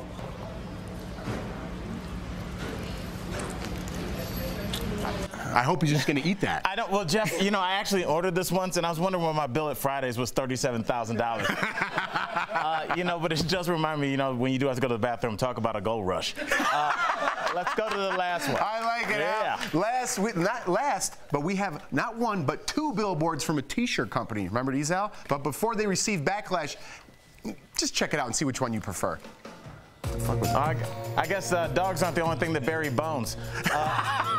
This is that's right. Actually the new Chicago Bears logo. I know you're a fan. Congratulations. I like it. I just say, you know, it's, I guess there goes the rule. Don't feed the bears. Thanks, y'all. All right, everybody. That's 2 in a row for our Robert Camera Guy. And that's Al Jackson, and that was Al Salzar.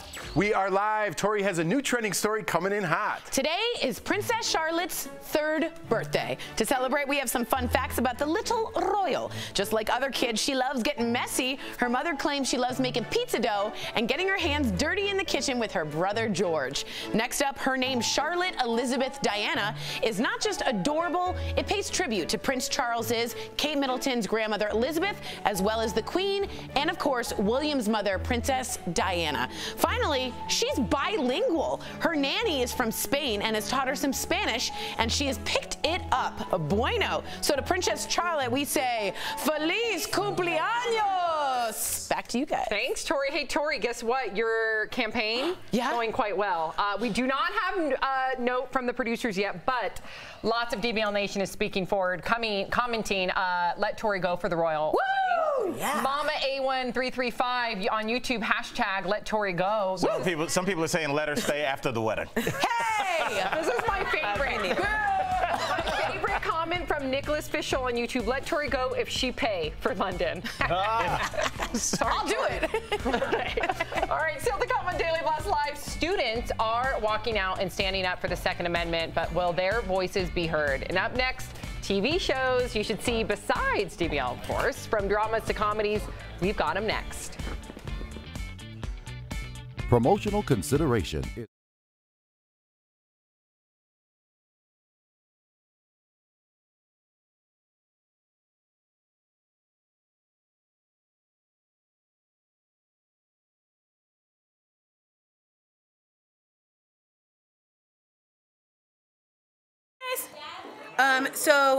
Let Tori go to the royal wedding, says Sierra McKenzie. You guys, by the way, this was just a ploy to find out if I had real fans, so thank you very much. No, to be honest, I am, and I might give out the EP's email. If you guys could just send an email. It's a little bit of here, a little bit of there. Who doesn't love crumpets? BH Brady brings up a good point, which I think is interesting. A lot of you guys are talking about food delivery. He says, am I the only one that doesn't have stuff delivered to them because you live too far from the service area for the restaurants? To me, it's not common to have places delivered to my area. I've only lived in cities, so I'm only used to having that capability. Are any of you out there that don't also have delivery systems to your area, more rural? And if you did have delivery systems brought to your rural area, would you expect it to go to the whole area, or do you think that they can pick and choose which areas they want to go to? Of course, a business is a private thing; they can do whatever they want. But do you think it's ethical to say, "Hey, I'm gonna have Postmates in DC, but I'm not going to the Ward 7, I'm not going to Ward 8, or I'm not doing all that stuff." So let me know what you guys think, and a lot of you maybe not have service in your area. Now, Diane Sawyer says, where I lived in Pennsylvania, a small town called Effort, I couldn't get anything delivered. That's one thing I like about living here. Well, they should have made more of an effort.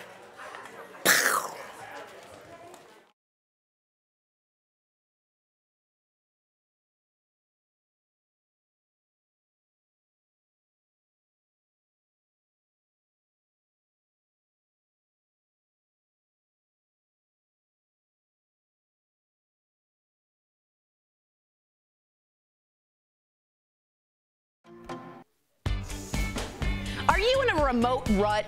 Maybe it's a program pause, or could you be at a small screen standstill? Well, don't worry. I've got the cure with the list of the hottest new shows out this month. Take a look. Time to laugh, cry, and binge watch in this edition of Shows You Should See. Benedict Cumberbatch stars in a new series, Patrick Melrose. Based on the dark novels on Britain's upper class, Cumberbatch plays a man dealing with childhood demons. We've taken Aqaba. Sir? I'll have another of your very refreshing martinis. Early reviews are loving the series. Now, I want you to listen to the silence. Can you hear it? You can watch Patrick Melrose on Showtime starting May 12th. But if you can't wait until then head over to Starz on May 6th for the premiere of Emma, Vida. After we bury Mommy, we can both go back to not talking, but for today, just please. Set in the east side of Los Angeles, this drama unfolds when two estranged sisters are forced to confront their past and the truth they never knew about their mother. I came because Eddie's wife just died. Her what? How long? Full on married? Just 2 years. In this show, familia isn't just important, it's everything. Unbreakable. Ellie Kemper, Titus Burgess, and Jane Krakowski return for season 4 of Netflix's hit comedy series, Unbreakable Kimmy Schmidt. Created by Tina Fey, who can make any situation funny, like living in a bunker for 15 years. The show will continue to follow Kimmy as she navigates the streets of New York. See the world through Kimmy's eyes on May 30th. I can't wait. Thank you so much, Tori. And if you're leaving us right now, you can still watch us live on Facebook and YouTube. And the great thing about our show is that if you're sticking around, here's what's coming up on our next half hour of Daily Blast Live. Not all students are for gun control. We'll show you the marches happening now in support of the Second Amendment. Soap opera stars Bill and Susan Hayes have been on the air for decades, the secret to their staying power. Plus, we're shining the DBL spotlight on a woman who's turning trash bags into prom dresses. You won't believe how she does it. And Daily Blast Live is pulling out all the stops. Real Housewife of Beverly Hills star Brandi Glanville joins the panel all next week. Don't miss it.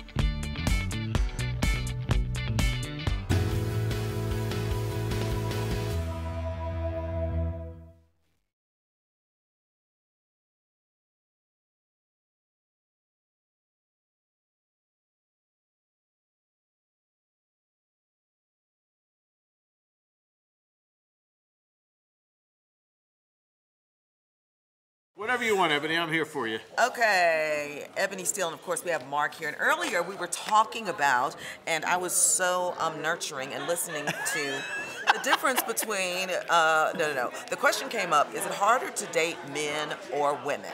And so, when dating women, what do you think is the hardest? You've been married for how many years? 43 years. 40. So, if anything, what's the toughest thing about just living with a female, with a woman? It's all about communication, as you say. You know, at this point of our lives, we kind of read each other's minds and complete each other's sentences, so it's easy. I think the first like 7 years, where you're trying to find your place, and then when you have kids, that's a whole other world. Does that make it easier or harder? With kids? Yes. Oh, harder. I tell you what, because you were raised one way, right, and your husband's raised another way. You want to raise your kid one way, the husband generally wants to raise another. And you never talk about that stuff. When you're walking down the aisle, you never say, well, when the kid does this, what do you want? You never have it. So now you got to do it all at once, and you never agree, almost never. Well, they say, I've heard that 3 things that you should agree on or talk about before you get married are like politics, religion, and money, and how you would raise the kids. That was 4 things. I'm sorry, I can't count very well.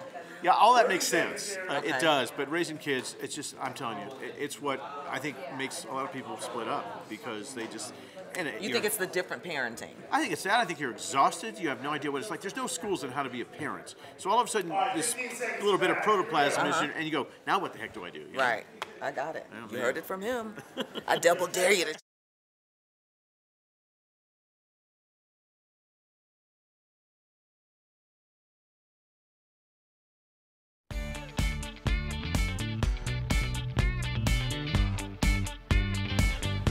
Welcome back to Daily Blast Live. A big DBL welcome to our guest co-host, Marc Summers. Hey. Oh, yeah, nice to see you. Thank you for inviting me yet another day. Yes, you've earned another day. Thank you. We don't want to lose you, to be honest. You guys all know him from Double Dare on Nickelodeon. And of You'd course, never say that to me.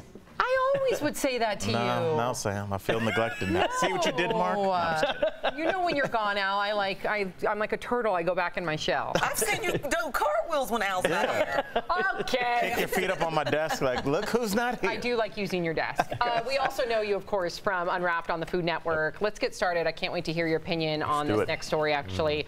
Katie Couric is talking about her former Today Show co-host, Matt Lauer. She now says that while she only can speak for her own positive relationship with Matt, she thinks a lot of stories about him have been misreported. She also addressed her now famous remarks on Watch What Happens Live back in 2012 when she said that Matt's most annoying habit was grabbing her butt. Watch. And it was so antithetical to the nature of our relationship. I thought it would be funny. Right. Because it was so weird. Well, I laughed too, and then people got on me for, oh, and look at him. No. White privilege, laughing. It was totally a joke. Right. It was totally a joke. Was it totally a joke? But I was really sorry I had made that joke. I'm sure you were. Right. Okay, I was just talking to Mark in the break because you know Matt Lauer. So can you shed some light on this? Do you feel comfortable talking about it? Well, when this all came out, I'm going to sound like a name drop here, and I don't mean to be, but I have like 700 games of Words with Friends with Al Roker going at all times. And so I said to Al, what are your thoughts? And he said, this is not the Matt that we knew. And so, once again, I wasn't there. I don't want to say anything against the women who said what they said. So you believe the women, but you also know him to be... You know, it's one of those deals like everybody signing the thing for Tom Brokaw. Always nice to me, terrific guy. I've interacted with him on shows that I've hosted where he's been a guest. I can't tell you how many Today Show segments I've done with Matt Lauer, and he's always been the utmost professional man ever. So I'm not a woman. I wasn't in his office. The one thing that upsets women the most, I find out, is this so-called button that he had where he could lock the door from his desk. You feel powerless. Well, I guess that's the deal. So I don't know. I never saw that side of him ever.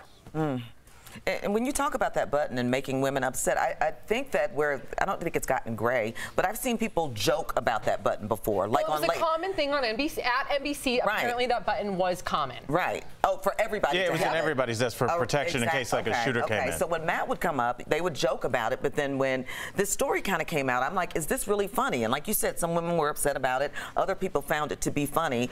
But I just don't know. If Katie Couric is just trying, hey, let me keep my hands clean and stay out of this, and I didn't mean this when I said it, or if it truly, in fact, happened. I think if she said that he punches my butt all the time, if he did do it, I'm sure it was just in jest. She wouldn't just say I mean, but it's like everybody's like, it's a joke, it's a joke. It's a joke until somebody goes to HR. Yeah. I started in comedy, and like, so for me coming to a situation like this, I didn't know how many people go to HR, which I found out since I've been here. Apparently, a lot of people do.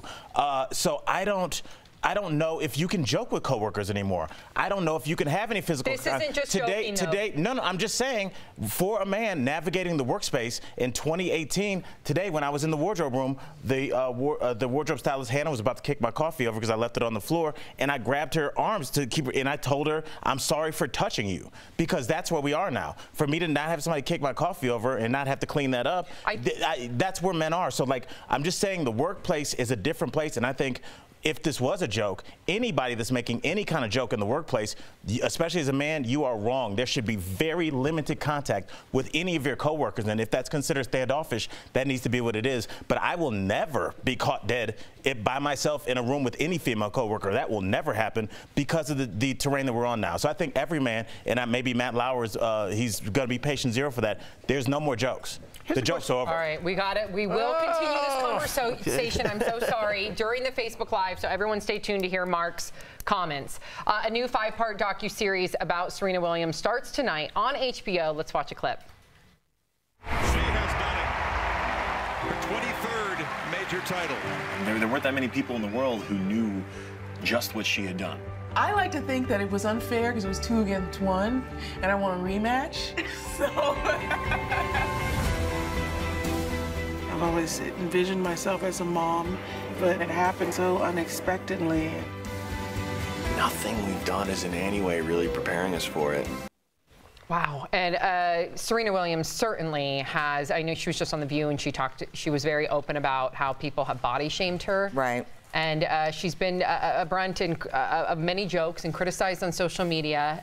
What do you think about that, Ebony? Well, I just think I think she's an amazing woman. She and her sister, anybody that overcomes odds of what you've never seen before. You know, she took you know, it being unpopular or not people seeing black women play tennis a lot to almost what you would call now must-see TV. And I think that we've seen her grow from people complaining about her and her sister's beads falling on the court to the noises that she made to becoming a woman and still handling everything with elegance and grace. One of her coaches said too much strength and power can slow you down on the court, but she has the balance spot on, because usually when you're that strong you can't do it, but I think she executes that in her life too. And she is so into it that not only does she take care of what's going on here, she speaks French fluently so that when she goes over there and plays in France, that she can speak fluently to the reporters and to connect with the people there. And opening a school, and the list goes on of what this woman has done. Yeah, absolutely. And seeing her as a mother, I know just me as a new mom, I view her as a superhero, and to see her be so vulnerable and insecure,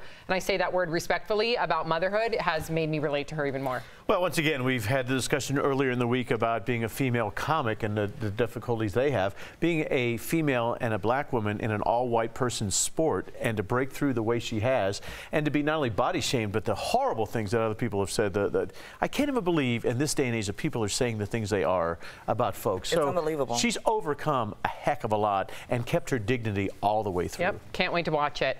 A new student walkout today at schools across the country, this time in support of the Second Amendment. Youth organizers say they plan to walk out of class for 16 minutes, and students in some 40 states are expected to join.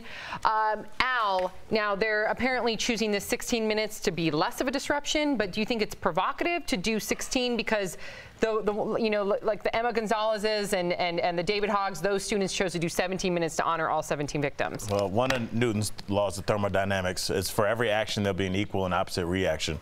And this is what's going to happen. Whenever you look at, you know, students that are saying we want gun control and gun reform, there's going to be students that feel the opposite way because of the homes they come from. I'm sure a lot of these kids that we're looking at that are marching out in defense of the Second Amendment grew up with guns. They're like my dad, my grandfather. This is how I relate to my family. Guns are part of my family. We went hunting.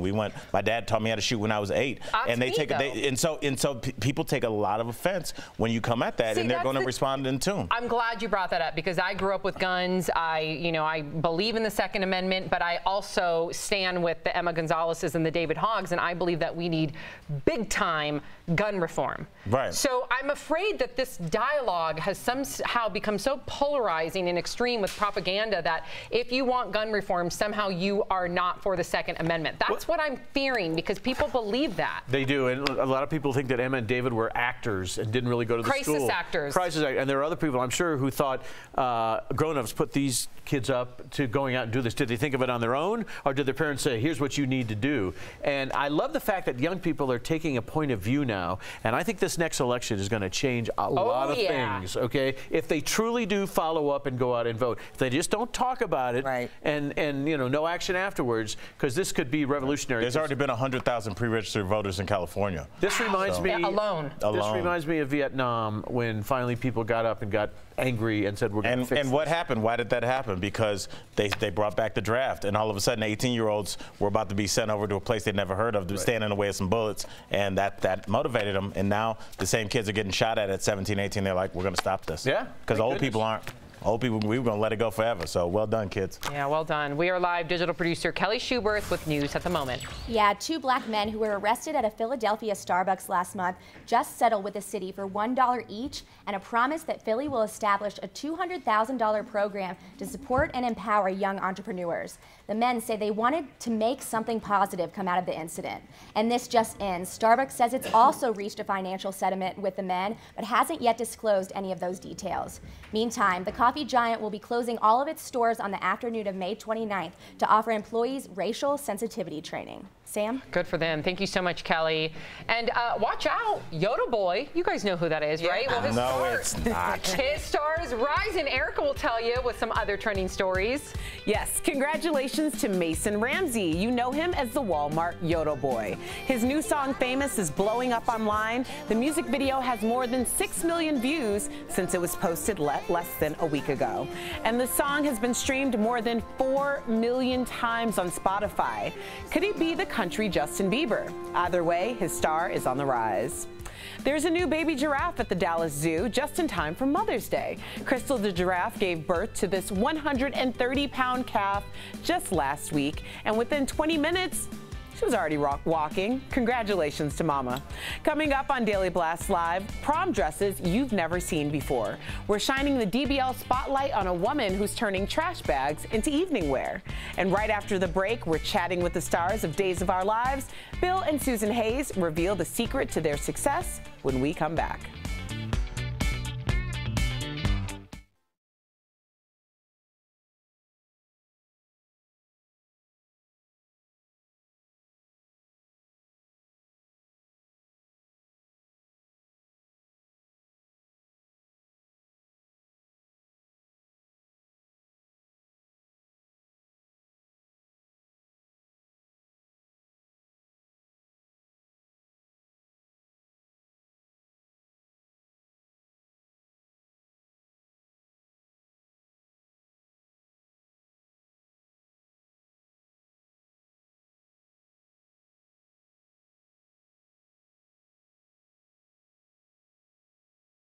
Mark, you wanted to continue. What was our first story about the Second Amendment? Kids coming out of these houses? Well, no, here's what I want to discuss, sir. Do you think Matt Lauer and Mario Batali can ever make a comeback? I would hope so, and here's why. And I want to get your opinion. I'll say this really quickly. I think that we are in a new, not America, but a new way of doing things. There was a way, the reason that Matt Lauer probably acted the way he did, there's a reason that Mario Batali maybe acted like he did, it's because he was showing it was okay. That's not okay anymore, and I think everybody should have a chance to adjust their behavior. We can't just cast aside an entire person's lifetime for making a mistake when really we facilitated that behavior by not prosecuting it. Now people know. They don't. That's People not cool. who commit murder get out of jail and get a second chance. Yes. So the question is, Matt didn't do a good thing, Mario didn't do a good thing, but I think, once again, name dropping, I don't mean to do it. I had breakfast with Mario a couple weeks ago in New York. He's working on it. He realized, he said, I effed up. Okay, I really screwed this thing up, and I need to fix it. I need to get the respect of my wife back and my kids and my family, and then I'll start working on the other stuff. And he's over now in working with immigrants in Greece and some in Africa, trying to teach them how to cook and all stuff. So he's putting back into the system. It doesn't, I can't blame him for the rest of his life. You screwed up, you screwed up, you screwed up. He said, I screwed up. Now, okay, I'm trying to fix it. It's just so easy to just cast somebody aside, but I think everybody in this society has something to contribute. And if we toss somebody away and toss away the fact that they may have made a mistake, but might have 40 good years of things, like think about all the work Michael Vick has done post the dog situation. He's done a lot of good work for Peter. Like, why not? Welcome back to DBL. On today's edition of Chatting with the Stars, I spoke with soap opera legends Bill Hayes and Susan Seaforth Hayes. The Days of Our Lives stars share their favorite TV moments and give us some advice for long-lasting success. You know them as Doug and Julie Williams from Days of Our Lives. The two met on the show in 1970, fell in love and married, in real life too. Like sand through the hourglass, so are the days of our lives. Bill and Susan Hayes, thank you so much for joining us at Daily Blast Live, and congratulations on your Lifetime Achievement Award. Now, you two have played the characters of Doug and Julie Williams on Days of Our Lives for nearly 50 years.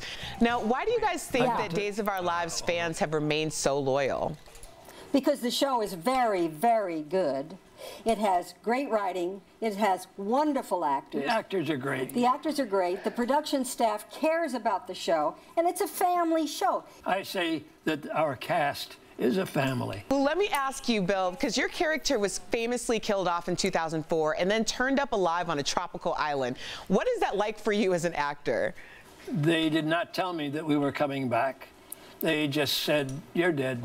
Yes, they gave him a cake and an hourglass and a sweet I was goodbye. in a coffin. And that day they ordered a child-sized coffin and they had to stuff him into it. We did one really wonderful scene. Yes, there was a good side to it. At that time, Julie was in the chapel praying, and Doug walked out of a light. Out of the tunnel of light. We had a scene together saying goodbye. About 10 actors getting killed off the show was a sad experience for everybody, even though they were resurrected. Right. You know, it was kind of a shock. Yeah, well, your character's been through so much on the show as well. Like, what's one moment that really sticks out to you? Our second wedding. Okay. He likes number 1. I like number 2. Number 3 was off camera. We've been divorced a few times on the show, but as you can see, we're quite close in real life. And we started this conversation talking about how fleeting the television industry can be, and yet you found longevity. What advice do you have for the rest of us? The rest of you have high expectations and work hard. We are live. Digital producer Raquel Villanueva with news at this moment. Amanda Knox is hosting a new show. Take a look at the first episode. I'm Amanda Knox, and I too have been subjected to harassment and death threats. That's why I'm here in San Francisco to speak with Anita. We've both survived attacks on our gender and sexuality, but we also continue to grapple with the question, what is the cost of having a voice? The Scarlet Letter Reports is a series where Knox will sit down with women who have rebuilt their lives after being demonized and scrutinized in the public eye. In 2007, Knox was accused of killing her roommate in Italy and eventually acquitted. The show airs on Facebook Watch. Wow, I'm going to watch it just to see her perspective, her anecdotes, anything that she may talk about as the host. Did you ever see her documentary? I did. What did you think? I thought they did a good job of presenting both sides. It looked it was a strange situation. I think people don't understand like it seemed like a sexual tryst that she was involved in, so I think a lot of people can't identify with that. And the scrutiny that she received because they couldn't identify with that. Right.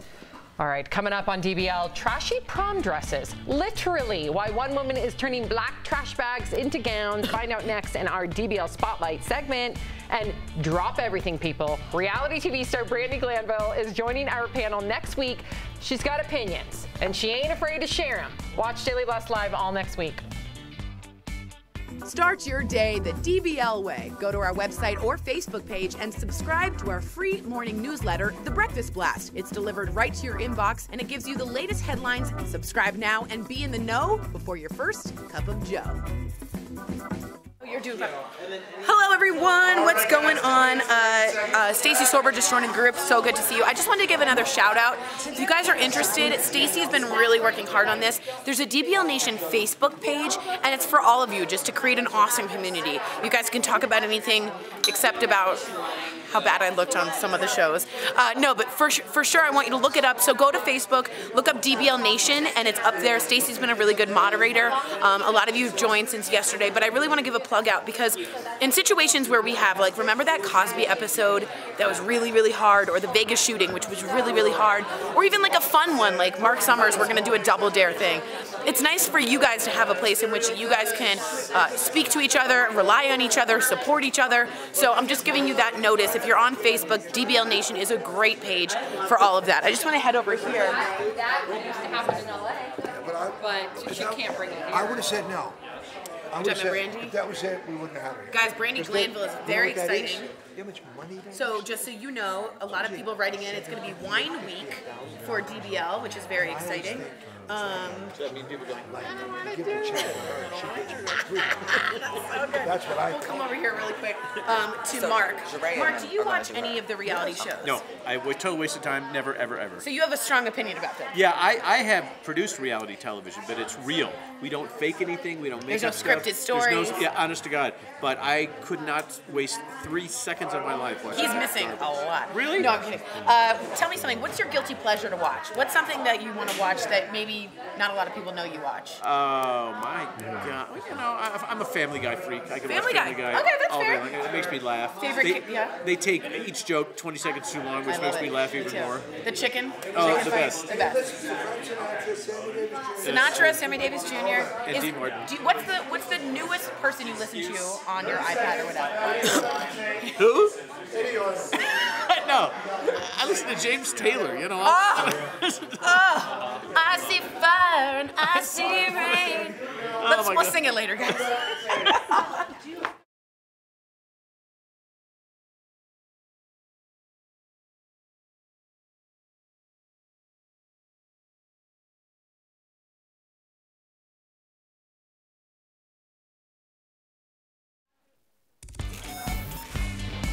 Welcome back. Today we are shining the DBL spotlight on a young woman inspiring others to be fashionably different. Watch this. DIYer and fashion influencer Amber Scholl teaches us that trash is in the eye of the beholder. Wow, the fashion selection is endless. The 24-year-old YouTuber revealed to her 2 million followers on social media this beautiful prom dress made out of trash bags. That's right, trash bags. She captioned it, "When someone calls you trashy, make a dress out of trash bags and prove them fabulously correct." And joining us now is the fashionista herself, Amber Scholl. I am so taken by this, Amber. On your YouTube channel, you say that you were inspired to learn how to be broke and bougie. Tell us how that came about. Basically, I graduated from college, had no job, but living in LA, obviously, I still wanted to look fabulous all the time and have a really glamorous life. So I've always loved crafts, and I figured there was got to be a way to do it. So I figured it out. What gave you the idea to make the dress entirely out of trash bags? You know what's funny is the trash bag idea was purely based on my subscribers. They always are leaving such nice, funny comments like, "Oh my gosh, I bet you could rock a trash bag." And I was like, maybe I should try that. I heard that the trash bag company, Glad, they've actually reached out to you for a special project. Is that right? They literally tweeted me, which I thought was so funny. They were like, "Hi, we loved your project." And I was dying. I was like, oh my God. So now me and trash bags, Glad trash bags follow each other. So I thought that was a really funny full circle moment. Well, I love your concept of broke and bougie, but what are a few tips that you can give our viewers and me on how to be luxurious on a dime? Because you've got that down packed. Oh, girl, thank you. Honestly, I really think that it's all about rocking whatever stage of life that you're in, because if you really feel like you look fabulous and act fabulous, you're going to be fabulous. So that's kind of the biggest tip. We thank you so much for joining us. And for more of Amber's fantastic fashions, you can visit her YouTube page at Amber Scholl. I know I'm going there right now. Oh, well, thank you so much. Thanks for having me. This was so fun. We are live. Digital producer Brett Forrest with news at this moment. Former San Francisco 49ers safety Eric Reid is filing a collusion grievance against the NFL. Reid was one of the first teammates to join Colin Kaepernick in the national anthem kneeling protests. His rookie contract expired in March and he remains unsigned. Reid hired the same legal team representing Colin Kaepernick. Kaepernick also filed a collusion grievance against the NFL last October. Team executives around the league have cited it's a slow market for the safety position. Wow, Brett. Yeah, it's not a slow market Brett. for BS. You were clapping during that. Yes, Eric Reid is an all-pro safety. He's nasty. He would be signed in a second if he hadn't done that. This is ridiculous, and I'm glad. I hope he wins that lawsuit. There's no way with his body of work, what he's done on the field, there's no way that he should be unsigned. Where's this pressure coming from? Owners. I don't even think the owners care as much as they're scared of alienating their fan base. You saw what happened with Colin Kaepernick. If you sign him, you're going to get a big backlash from your fan base, and they figure it's not worth it for safety. Michael Vick got signed. Yeah, but that was PETA. That wasn't people that feel like you disgrace the military. I mean, when we talk about guns, we talk about people changing people's thoughts. It's just they do a good job of changing the narrative. The kneeling isn't about the Army, it's about police brutality, but they changed the narrative to disrespecting the troops, and then all Americans get sucked in, and here we are. We have an unsigned all-pro free safety. Wow. Thank you so much, Al, for that clarity. And DBL Nation, please chime in. We want to hear what you have to say. As we go to break, check out some of the exciting things we've got planned coming up in May. The biggest events in May are on Daily Blast Live. Surprise! Complete coverage of the royal wedding. Royal Watch 2018. NSYNC's Hollywood Walk of Fame dedication. I'm so excited. Al Jackson speaks at the TM Landry graduation. I'll be there. I'll be there. And so much more. We're just kicking the mud off the tires. Don't miss a day in May on Daily Blast Live.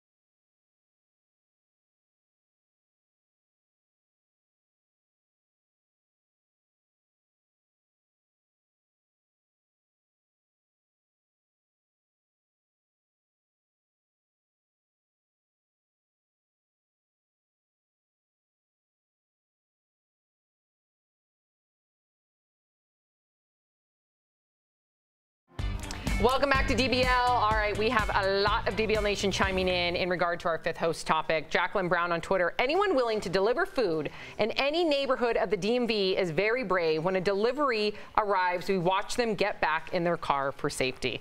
Brandy Sprong on Facebook. I live in a small town and one pizza place delivers to my house. We have to drive 10 to 30 minutes to pick up the food, so I really don't get the whole delivery thing.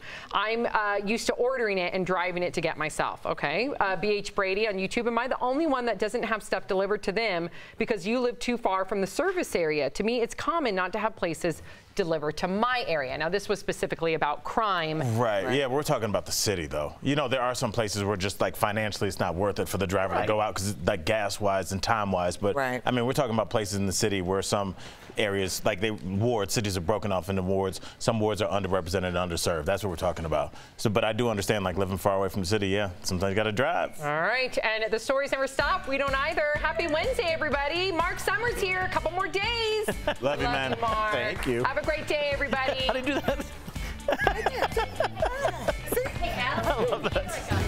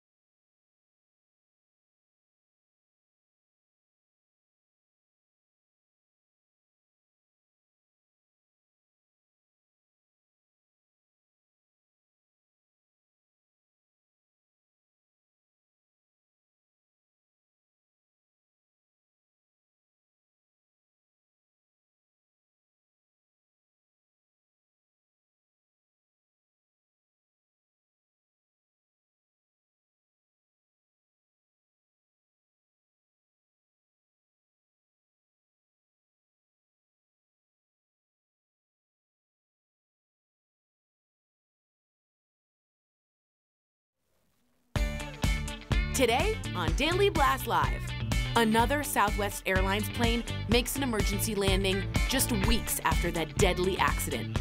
What's going on, Southwest? Kanye West is rewriting history.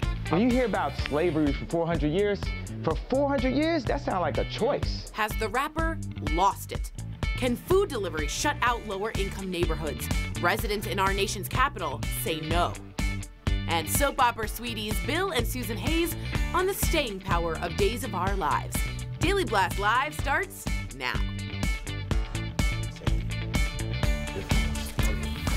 Welcome to Daily Blast Live. Happy Hump Day, everybody. We are halfway to the weekend, and we have a very special guest co-host with us all week long. That's that cute face, Marc Summers, right there. You remember him as the host of the hit show Double Dare that aired for years on Nickelodeon. We've got a lot of great topics, and Marc, we're happy to have you all week, buddy. Thank you for inviting me. Well, you're welcome. That went great. That went great. That was great. We have great rapport. Really did. Really He's good going to be up on the panel a little bit later. But right now, we have breaking news that Kim Kardashian has had enough and is leaving Kanye West. Life and Style magazine is reporting she's getting divorced, but Gossip Cop is saying that's false. All of this after the rapper stopped by TMZ, where he dropped a huge bomb on the newsroom, calling slavery, quote, a choice. Watch this. When you hear about slavery for 400 years, that sounds like a choice. Like, you was there for 400 years and it's all of y'all? You know, like, It's like we're mentally in prison. I like the word prison because slavery goes too direct to the idea of blacks. And fellow musician will.i.am responded to Kanye's comments and is worried he's doing this just for the publicity. Here's what he said on a British morning show today. That is harmful to stir up this very touchy, race situation and you be the benefactor from it. So I encourage you, if you really believe this, give your shoes away for free. Give your album away for free. So what do you guys think? Publicity, or do you think there's something more going on here?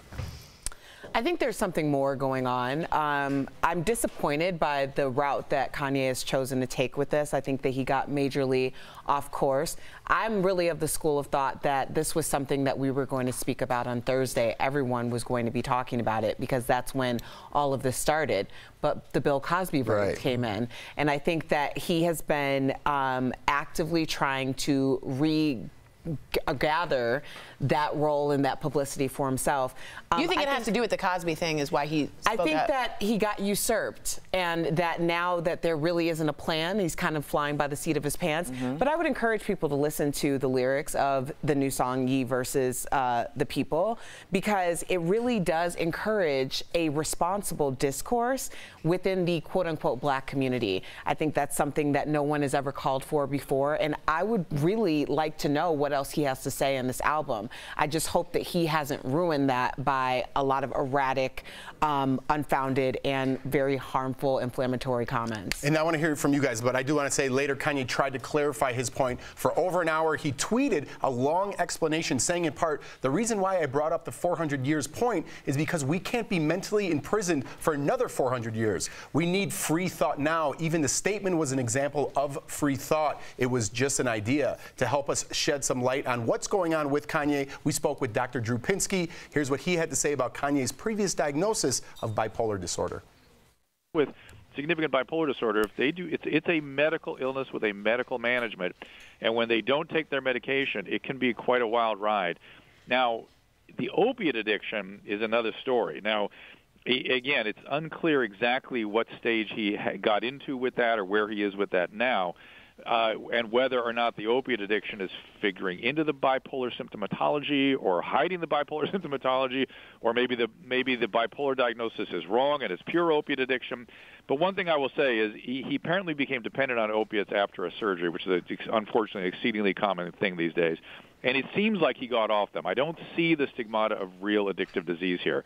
So I suspect he got dependent, got off, and that's probably mostly over. And I suspect mostly what we're seeing here is the bipolar condition. I take great issue with people, A, calling him crazy. It's stigmatized not just to him, but to everybody else with mental illness or bipolar disorder, A. And B, so merely because he has political views you don't like does not make him unstable, erratic, or manic. That is probably a separate phenomenon.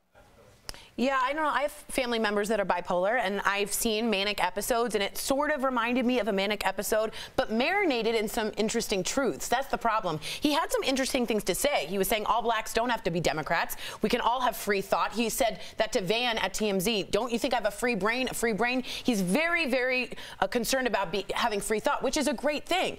I just think it's marinating itself in a manic episode. At least that's what Dr. Drew says. And the slavery thing, when you say that, you wipe the message away. Yeah. You do, and it's a shame for him because he does have wonderful things to say. This just totally blew it. When he said something, well, when Van said something back to him, you would think, because what I don't see in Kanye is someone that's violent. He actually went over and embraced him and called him brother. To me, that sounds like someone who wants to be heard. And sometimes when people, I think, have mental illness, Dr. Drew, he explained it so prophetically here, they just want to be heard. They don't know what they're saying. And T.I. even said sometimes what's in his head that comes out of his mouth and hits the airwaves are two different things than what was in his head. And maybe the filter is that bipolar. Right. Well, the free thought and the free speaking that you keep talking about, I think also is probably harmed by medication. Yeah. You know, he basically says he was in a closet for a year. When people are like, we haven't heard from Kanye, that was very much by design. And now he's coming out and he's seemingly all over the place. I don't believe just because someone has a mental illness that discounts the type of genius or aptitude that they're able to have. All right, guys, we gotta move on here. We are live. Digital producer Kelly Schubert with news at the moment. Yeah, a Southwest flight makes an emergency landing in Cleveland because a window cracked mid-air. Take a look. The flight was on its way from Chicago to New Jersey when it was diverted. It was a Boeing 737, the same model involved in the deadly Southwest incident 2 weeks ago. Maintenance crews are now inspecting the plane, and Southwest says the windows have multiple layers. In this case, the plane never lost pressure. Jeff? Jeez. Thank you. It is still the safest way to travel. It is, but John, it does make you think something before you get on an airplane. Wait, 2 in a month. And John Venturini just wrote us in. I have to fly again in 2 weeks. I'm thinking Delta. This is from an A-list member at Southwest. So I wonder if people are thinking this is their fleet. They're not doing the proper checkups. I'm not going to fly there anymore. And he's showing off being in the A group. Shout out to everybody that makes it to the C group. That's what I am. I don't have a choice about my seat on there. But, way to go, John. But I think when this happened, we even said, when I say we, I heard a lot of people say this would not happen again in 100 years. It's a fluke. But for it to happen again this soon, I think is one of those things that make you kind of think about it. Yeah, the lightning theory. It can strike twice. Right. Yeah, it's worrisome. But it's never 3 times. No, never. Never, ever. No. So it's safe to fly. The windows are like a strong plastic. Do you guys? Yeah, they're layered very much so. But if you it's crack multiple through, layers. So that's why it's multiple layers of one cracks. In this particular instance, that's why so they landed safely. Yeah. All right, Roseanne has a lot of you guys talking right now. The episode, which fell to #2 last night, saw the return of several favorite characters, including Nancy, played by Sandra Bernhardt. There she is, and also Roseanne and Jackie's mom, Bev, played by Estella Parsons. Bev even has a new boyfriend, played by Christopher Lloyd. Great Scott! We're going back to the future. Yeah, we are. That was a good one. Not really. No. All right, one of the topics from last night's episode was a discussion about who's easier to date, men or women. Me being on the panel with 3 women. Very interesting. Maybe I'll hear from you guys first. Yeah, very carefully about that one. What do you think? I'm going to go with men. Are easier? Yes. Men are just, I feel like men are easier to read. They're easier to understand. Like, women are so complicated. I concur, and then that's all I'm going to say. I will have to also go along with my dear friend Erica. I think men probably are a little bit easier. And that's only because we are so genius. We are so filled with complications that really we have a lot more emotional nuances, and it's probably easier to be like, you want a pizza? Yeah, I want a pizza. Not like, maybe you want a pizza. We'll talk about it. But what do you want on your pizza? Yeah. But you said you don't like cheese. But Do you like cheese? I think because we are expressive, you might ask a guy like you said, I don't know. I think women are easier to date because we are expressive.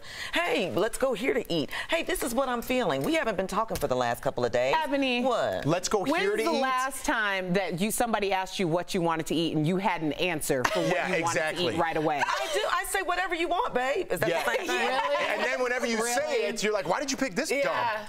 Well, I just think that we communicate a little more and a little better. And with men, we just have to kind of pull it out of them. Frankly, I think all of us are crazy, and we all are crazy. That's the real Let's see what our DBL Nation says. Men.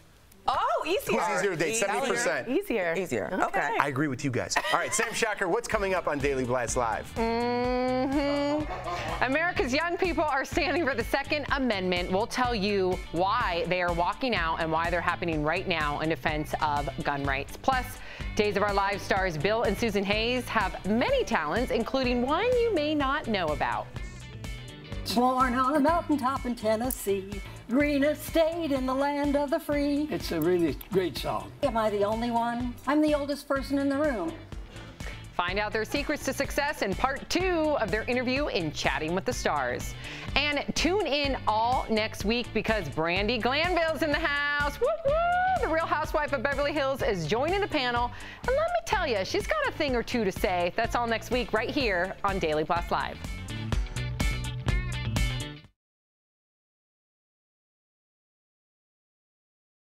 You are so interesting. So he writes, Southwest flies nothing but Boeing 737s. The oldest planes in the fleet are 737 to 700s, which was the model in both incidents. They also have 800s and MAX 8s, the newer in the fleet. So at this point, if you're a Southwest PR person, do you go to the guy who's in charge or the gal and say, hey, we've got to, just for right now, eliminate the model airplanes that both times have cracked windows in the past month. Just for your security of your brain. Right, but affordability is the question here. Right. They said, we talked to the pilot earlier on a different show, and he said they're getting new planes all the time.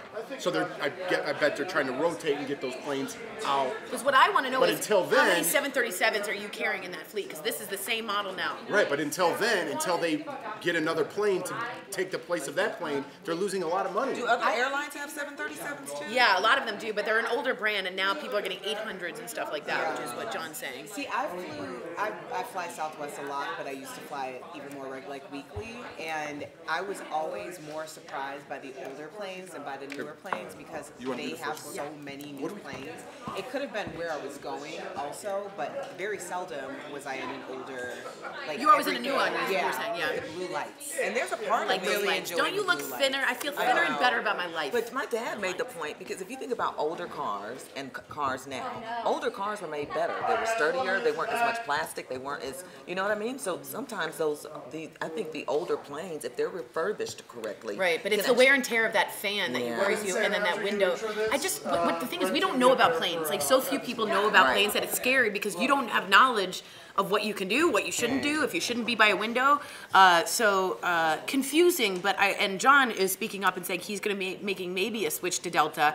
I wonder if any other of you guys would make that switch purposely. If you were going to go Southwest, if you were going to switch. Now, their customer service has been phenomenal. They have great customer service, but this safety issue is freaking Would you rather out. have a great customer service or a great plane? Yeah. Well, up till now, great I haven't point. picked my airline. My airline has picked me by the price. Will you do two? Priceline. For the second one, and you can do the third one, Ed. Right here? Yeah.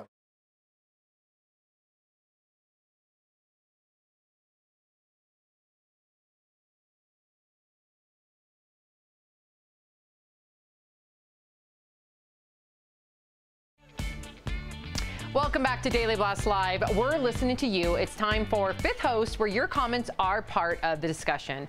Food apps have been put on notice in the D.C. area after consumers have started a campaign for the delivery companies to start including the underserved and predominantly minority neighborhoods. The Spend Rise campaign, started by Ward 7, a Ward 7 resident, garnered 800 signatures, and companies are responding.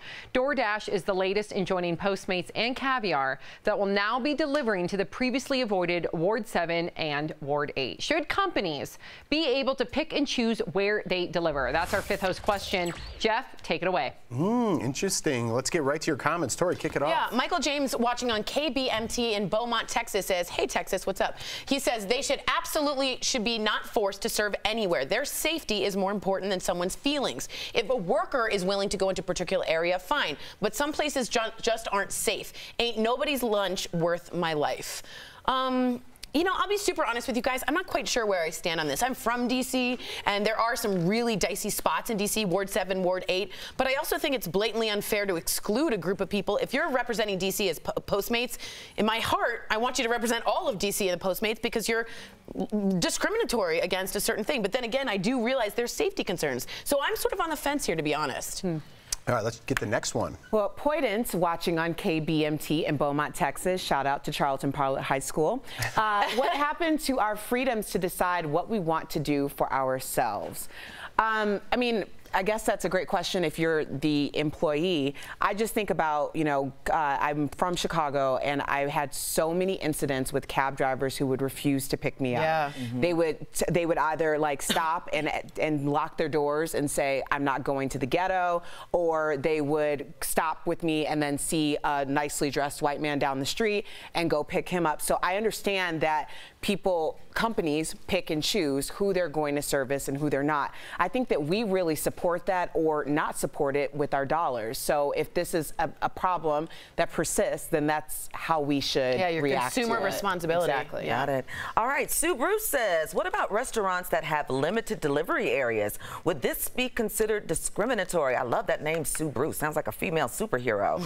I think the problem is even crime exists, and then you think about some of the urban areas that we're talking about, the food choices are limited, period. If you're right there, you got, you know, chicken places on the corner, but where is the Whole Foods or the farmer's market to get those healthier foods? In some situations that you'll see on the car, the driver only has 50, 75 bucks on them. It's there for a reason, because that company may have had some incidents where their drivers are robbed. And the first thing as a company is you want to keep your employees safe. So I see it. All right, we are live. Digital producer Brett Forrest with news at the moment. Ride-sharing app Lyft is expanding its relief rides program by committing an additional $1.5 million to it over the next year. The program will now give military veterans and low-income individuals free rides to job interviews, doctor appointments, and more. Lyft will work with each community around the country to identify the populations most in need of transportation. Lyft first launched relief rides to help those in need during natural disasters like hurricanes and wildfires. That's you talk about consumer responsibility. If you like this idea, you use Lyft. It's a good company. All right, coming up, a special sneak peek of Serena Williams' brand new docuseries. We'll show it to you. But first, Al Jackson's hilarious take on trending viral videos. Al Sounds Off is next. Start your day the DBL way. Go to our website or Facebook page and subscribe to our free morning newsletter, The Breakfast Blast. It's delivered right to your inbox, and it gives you the latest headlines. Subscribe now and be in the know before your first cup of joe. Oh, so speaking of, like, I used to do closings for like mortgages and stuff. Oh, really? And I used to have to go to I used to have to go to the west side of Chicago. So, and I'd go there all the time, you know, and it wasn't the greatest neighborhood, but I'd go in there and like no problem. So I think it's up to the driver. If you want to go there, you go there. It's like an Uber driver. But that can lead to inconsistent problems with, and that can be dicey. You want what's the difference between saying I'm not driving all the way to the airport because I live over here? You mean if you're an Uber or Lyft driver? But right. An Uber delivery is basically an Uber driver. You're just not picking up people, you're delivering food. I don't know if you're allowed to pick where you deliver, though. Do you get to pick? I don't know. So we need to get know to more pick about that. if you're an Uber driver. Lyft, absolutely, See, that's true. I feel like because of the advancements that have been made in delivery, like, we all know that they're not carrying any money anyway because it's all on your done phone. like through your credit card or your phone. That's a great point. It's already paid for. Yeah, so if it's, I mean, if people are stealing food or they just feel like their safety is in jeopardy. Oh, am I going over there? I mean, I totally respect anybody trying to make sure that they're safe.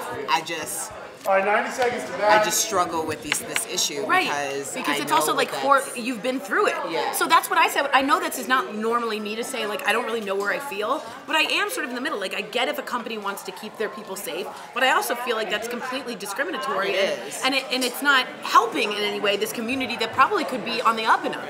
Right? And to be honest, like, that's why I won't take a cab. Like, I would rather walk because there's no way that I'm supporting any institution that would allow for discriminatory behavior. Right. And so that's why I said we can always decide, like, with our dollars, and my dollars go to Uber. Right, so if Postmates, for instance, didn't deliver to Ward 7 and Ward 8 in D.C., would that stop you from buying Postmates?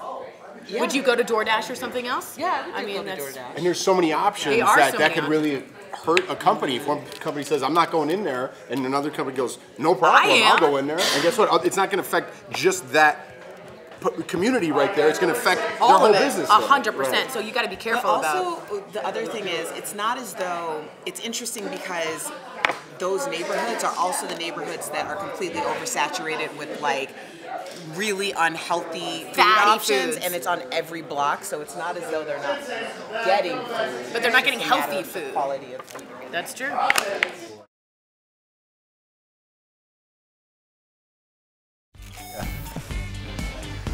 What's up, everybody? Happy Wednesday. It's time now for Al Sounds Off, when comedian Al Jackson goes off on the wildest stories he could find. All right, how you feeling? I feel good, buddy. All right, let's get it on. I just told everybody what's up when we came back. All right, let's go for it now. Here we go. When running to home base, why not savor the moment, right? Yeah. Like this little guy.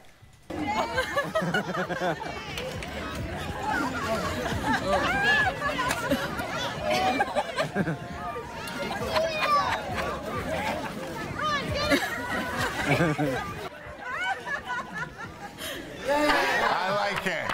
I like that. Now, Jeff, they actually clocked his time, and it was the actual time that a bill gets passed in Congress. People say baseball's too slow. I feel like it's not slow enough. I love this kid. He's got swag. He's got style. Because of that, he's got a new fan. So I think we have a future Hall of Famer on Friday. I'm just saying. All right. Let's go to the next one. Stay tuned for that one. All right. Wow. These buffalo wings that Kim K's bestie tried might actually be worth their weight in gold. Take a look. Custom. Oh my God, my camera's even trembling. These are so lit. 24 karat gold wings. Look at this. This is unbelievable. Watch what happens when you dip it in the blue cheese. Look at this. Oh my God, look at that gold pouring off. Look at that gold pouring off.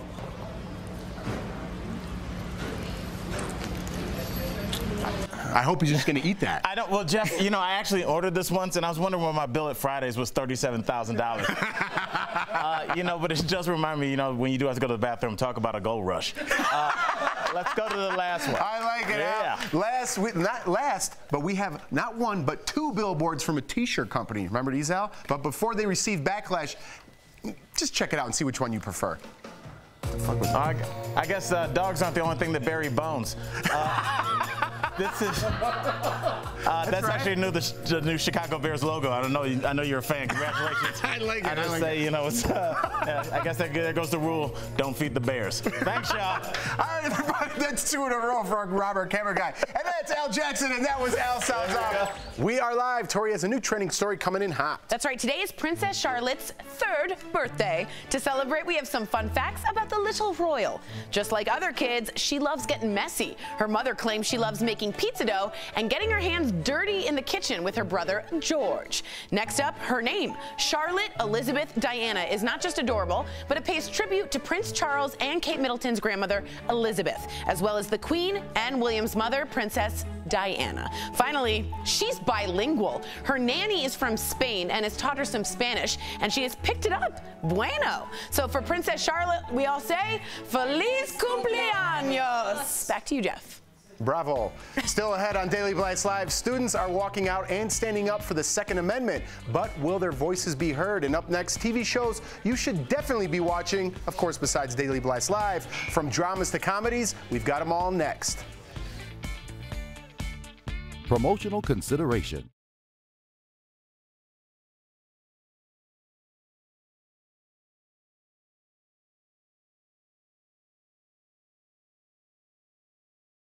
Here. Thank you. What is that? Thanks for calling. Thanks for calling in. I'll tell you. Oh, we're on camera now. Yeah. Okay. So, people are writing in a lot about the Southwest flight and the Delta flight. The difference people are writing in is there a difference between Delta and Southwest. The only thing I know is that you don't get assigned seating with Southwest. You get, like, if you check in the earliest, you get A or B or C, and you get to pick your own seat. So that's really the only difference. And also, it's a little bit more fun, I would say, of an airline, a little more relaxed. So that's why laid back, the customer service, they kind of make jokes when they do, like, the in-flight security. So in that respect, that's really the only difference. I think these planes are all used all over with every airline. It's just not good for Southwest that it happened so quickly, especially with a death, which is just, again, may she rest, and our prayers to her family. But a lot of you guys are saying not really changing flights on this one, and I think that's probably the more logical thing. Is you're probably more in danger driving to the airport. Okay, I'm gonna go. Well, I did hear if Southwest starts doing more international flights, they're gonna have assigned seats because it's a law that you have to have assigned seats. Interesting. When you're going I didn't know that. So they'll know who's who and who's sitting where. Like soon? I don't know. I may have heard it like a year or two ago, but if they take on that international, which kind of makes sense because they already do international. I wonder if it's another country. Like.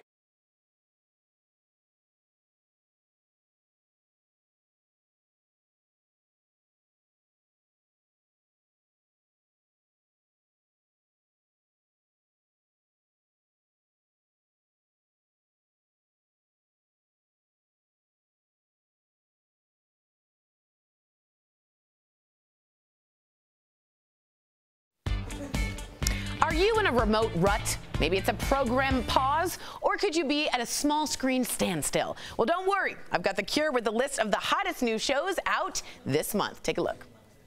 Time to laugh, cry, and binge watch in this edition of Shows You Should See. Benedict Cumberbatch stars in a new series, Patrick Melrose, based on the dark novels on Britain's upper-class Cumberbatch plays a man dealing with childhood demons. We've taken Aqaba. Sir? I'll have another of your very refreshing martinis. Early reviews are loving the series. Now, I want you to listen to the silence. Can you hear it? You can watch Patrick Melrose on Showtime starting May 12th. But if you can't wait until then head over to Starz on May 6th for the premiere of Emma, Vida. After we bury Mommy, we can both go back to not talking, but for today, just please. Set in the east side of Los Angeles, this drama unfolds when two estranged sisters are forced to confront their past and the truth they never knew about their mother. I came because Eddie's wife just died. Her what? How long?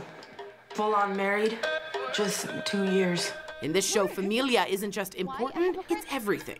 Unbreakable. Ellie Kemper, Titus Burgess, and Jane Krakowski return for season 4 of Netflix's hit comedy series, Unbreakable Kimmy Schmidt.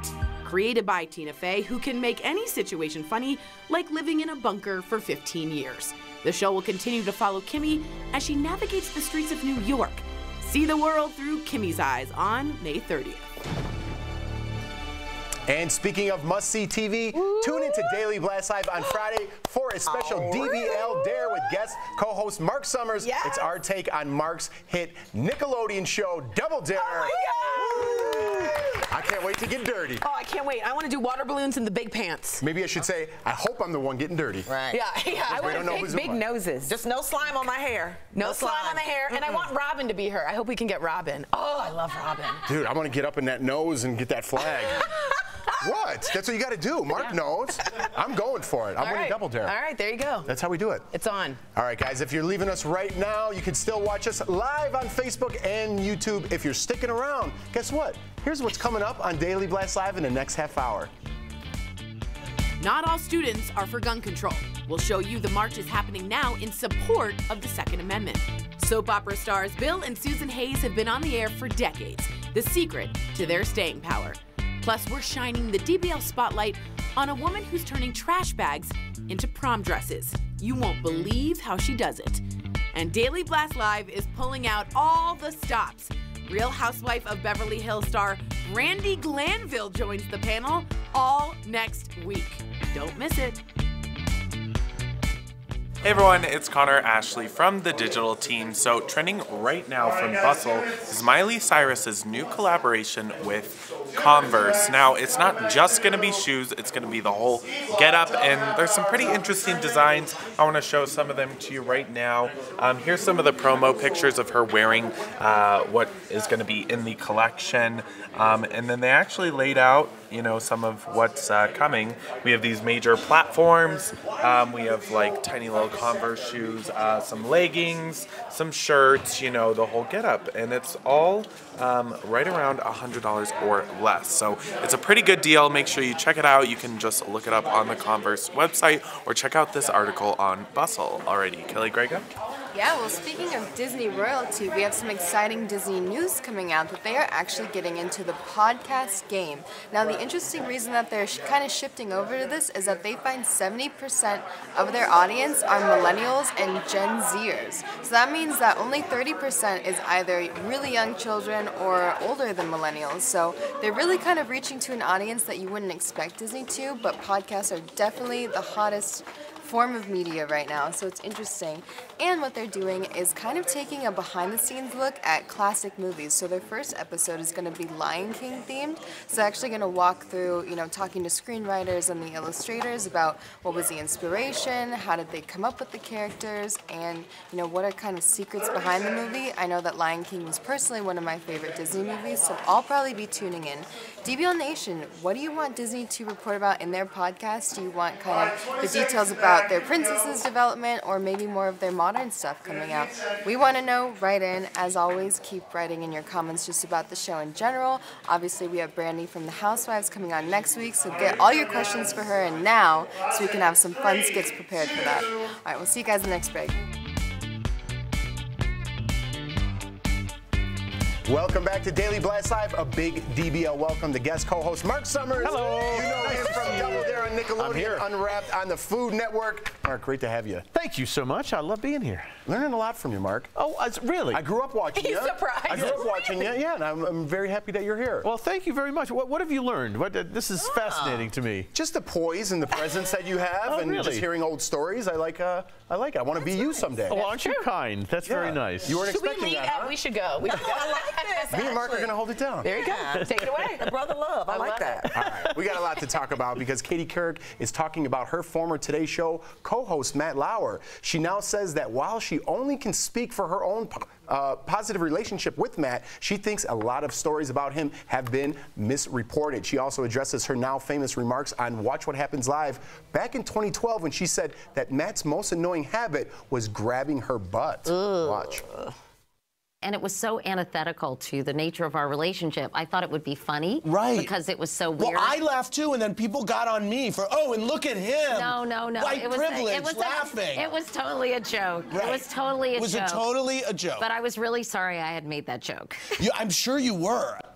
Wow, 2012 doesn't seem that long ago, but that would never come out of anybody's mouth today. No. Or would it? I don't know. And I wonder if it was a joke. She didn't really say it was a joke. She said, what's the most annoying thing about Matt Lauer? And she says, he's always pinching me on the ass. And they had a good laugh, and it didn't really seem like... It didn't seem It didn't seem like a joke to me. In this day and age, I think we are learning, and we know that this particular thing cannot be joked about. Because just even if you think about when you're a kid and you say something fly out of your mouth, your mom's like, what'd you say? I was just kidding. That's sometimes people's go-to when a mistake or something happens. I wasn't serious. But we know now that this is something that can't be joked about when it comes to that. Especially right now. Especially right now. Yeah. And Marc, you know Matt? Yeah, I know Matt. I did the Today Show on a fairly regular basis back in the Unwrapped years, and I would do segments with him all the time. I will say that Katie and Matt had this very tight relationship. They were very close. And I think a lot of the folks who were that close with them, Al and Katie, are kind of shocked by what they're hearing, but the question is, once again, what's true, what's exaggerated? Right. Don't know. Did you hear things? Never. No rumors on the set or anything? Ever. And I was in the green room all the time with the young pages and all that kind of stuff, and seeing Matt interact with them. He could not have been more professional, and they had the utmost respect for him, because I would talk to you want to learn about what's going on, you talk to the kids who are working in the bowels of show business, and they'll tell you right away who's nice and who's not. And they were always very positive. Interesting. Yep. Yeah. All right, a new 5-part docuseries about Serena Williams starts tonight on HBO. Let's watch a clip. Her 23rd major title. There weren't that many people in the world who knew just what she had done. I like to think that it was unfair because it was 2 against 1, and I want a rematch. So I've always envisioned myself as a mom, but it happened so unexpectedly. Nothing we've done is in any way really preparing us for it. I've seen other stories on them, and their story just growing up is fascinating. Insane. And this is like the next chapter. In Compton and going to the tennis court. It's crazy. She's always been someone that I've looked up to because she's so like rambunctious and outgoing. And the most thing I love about Serena is when she speaks about her body. And Nike has done a nice job. She's very muscular, very athletic. All of that is natural. And she has been called horrendous things by the press. Yeah. Serena is someone that I think is really coming into her own as a mother. And we will be seeing a lot more of her, I think. Right. I think we've seen her as a young person starting off in something that most people would call unpopular for a young black girl to do. It was a white sport, except for Arthur Ashe. It's not even a sport now. Watching her is like a TV event. We've seen her grow up, date, get married, go into motherhood, and I think she's been open and totally vulnerable and somewhat unscathed with controversy, except for those things that people say about her. I think one of the quotes that I love the most that she said is, "Tennis is a game, but family is forever." And the love that she shows with her family and her sister, I think it's just, it's remarkable. She deserves this moment. Absolutely. She really does. When I'm the greatest in the world at something, you could call my body whatever you want. We'll be waiting. So ease off the body comments. All right, a new student walkout today at schools across the country. This time, it's in support of the Second Amendment. Youth organizers say they plan to walk out of classes for 16 minutes, and students in some 40 states are expected to join. Now, ironic with the 16 minutes, right? You guys know me. I am for gun control. I'm not going to get into that debate. But if they want to exercise their First Amendment rights, God bless. I think that's great. If you want to do that, that's great. The 16-minute thing, really? 17 people were killed, and they walked out in Parkland. Right, just to put... And someone I interviewed, Ryan Deitch, wrote, this is disrespectful to go 16 minutes, 1 minute less. It's not a normal number like 15 minutes. You don't think it's just to separate the two? I think it's a provocative shot, no pun intended, and I think it's absolutely outrageous. I'm glad that they went out and did a walkout. I'm totally for that. Right. What I'm not for is this underhanded, passive-aggressive thing with the 16 versus 17. Those are people's lives. I'm not, but I want to hear Mark's I want to go to you because in our early morning meeting when we discussed what we're going to talk about all day, you hit the nail on the head. There's a walkout every 5 minutes for another cause that at some point you say, who cares? Why are we doing this? I'm losing focus of what's what. Yep. Who's walking out of where for what? And for me, I'm just saying I agree with everyone speaking their rights. I'm not saying don't do that. I'm saying I'm losing focus, and if I'm losing focus, I'm sure other people are with me that they're losing focus. Why are they walking out? Why aren't they in school? Why aren't these kids? So I have a lot of questions, and obviously I know what this is for, but it's starting to blur for me a bit. How do you think that they should, because I can understand how things can start blurring together. It's like, okay, we're going to do this, okay, the opposite side, now we're going to walk too. What do you guys think is the solution to making, because the first thing I think about is the civil rights movement. We're talking about totally different things, but that movement, that protest was went on and it made things happen. People wanted to have a voice. What should the students and the parents do here in this case? I just disagree with Jeff on this one because I think protests are as American as the Boston Tea Party, and even though part of the First Amendment. It is, and even though you get confused, the idea is that they get to exercise their right. They're probably not speaking to you. They're probably speaking up for themselves and showing other students. So you're probably not the one that they're speaking to. Right. So I think there's nothing better than a protest because you're exercising your rights as an American, and things do change. The Vietnam War, the Freedom Riders, the civil rights, civil disobedience. I'm protesting the First Amendment. I'm kidding. I'm trying to end on a funny note. I'm kidding. Can you just say I'm kidding? Now there's a protest outside about me. All right, we are live. Did your producer Raquel Villanueva with news at the moment. Well, right now we are learning the French bulldog found dead on a United Airlines flight died of suffocation. This, according to a necropsy done at Cornell University, the 9-month-old puppy named Coquito died from decreased oxygen levels after being placed in an overhead bin on the flight. TMZ reports stress and the French bulldog's narrow airways were also factors. Prosecutors in New York and Texas are still looking into the dog's death as a possible criminal case. That's Coquito from the flight. And everyone thought when you close it, it freezes up there, and that doesn't seem to be the case. It's not a hypothermia, it's a suffocation, which I think a lot of people thought might have a factor in. But when you're trying to get out of this as United, as a PR move, this isn't good to then hear how this died because you're thinking of your own dogs, and we are a dog-loving country in America. So United, you got to do some PR work because this is not good. Well, if you think of someone that even had like a service dog, you know what I mean? People have their opinions about that, but if that was a dog to comfort somebody and then that happens, what you about to say, Mark? No. I'm going to ask you one question about I obviously feel horrible about the owners and as a dog lover as well. But this service dog thing to me has gotten out of hand. Everybody in the world has a service. I went to a theater not long ago and somebody walked in with a dog? With a dog the size of Oklahoma, had its own zip code. And I said, what's that about? And they said, oh, it's our service dog. Really? Well, come on. Mark, maybe I'm going to be Mark one day. It's that Midwest thing.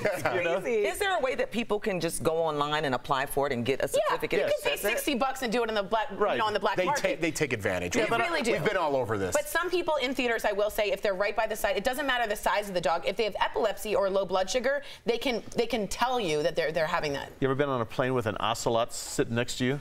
No, I haven't. Okay, I rest my case. Okay, it's enough already. They're crawling all over and this, and you know, quite honestly, not everybody are dog and cat lovers. And when there's a dog sitting there and somebody's either allergic or doesn't, you know, feel good about that, why are they subjected to that? Because they're a service dog. Sometimes it's true. I feel most times it's not. All right, let's squeeze in this next story because I love it. And now it's time for a little segment called we like you to make the call and you be the judge. We have to talk about my boys in sync. Apparently, right after they received their star on the Hollywood Walk of Fame, the boys got together for a little reunion dinner celebration, but one pop star was missing. Could you take a guess? Oh, yeah, that's right. JT, Justin Timberlake, skipped out on the boys, but the boys say it's no big deal. But we got to ask you, DBL Nation, was this a snub or not? Well, you were there. I was there, and I got to tell you, listen, I'm gonna give JT the benefit of the doubt. But then I'm not. But here we go. So he did do 2 shows in LA. He was flying around. He does movies. He's got a million things going on. I understand how he's tired. He had to get up early for the star presentation. They went and did Ellen right from there. He has a young son. He has a young son that I don't know how many times he sees him. He's going back and forth. For me, I like to remember where I came from. I would have grabbed a bite, an appetizer, and be like, guys, I got to bounce. He didn't. Maybe they have something else going on. So I'm conflicted on this one. Yeah, if you know JT, if you're not going to be at that dinner, there's going to be meaning read into this. So at some point, go have a drink and a beer and show you I recognize where I'm from. If when I'm super famous, like, I might not have dinner with you guys. Are you going to rub your ponytail? Are you going to do your ponytail like that at the dinner table? Oh, yeah, totally. Well, the first thing I thought about was because they said that he actually committed to it and then he kind of bounced out on it.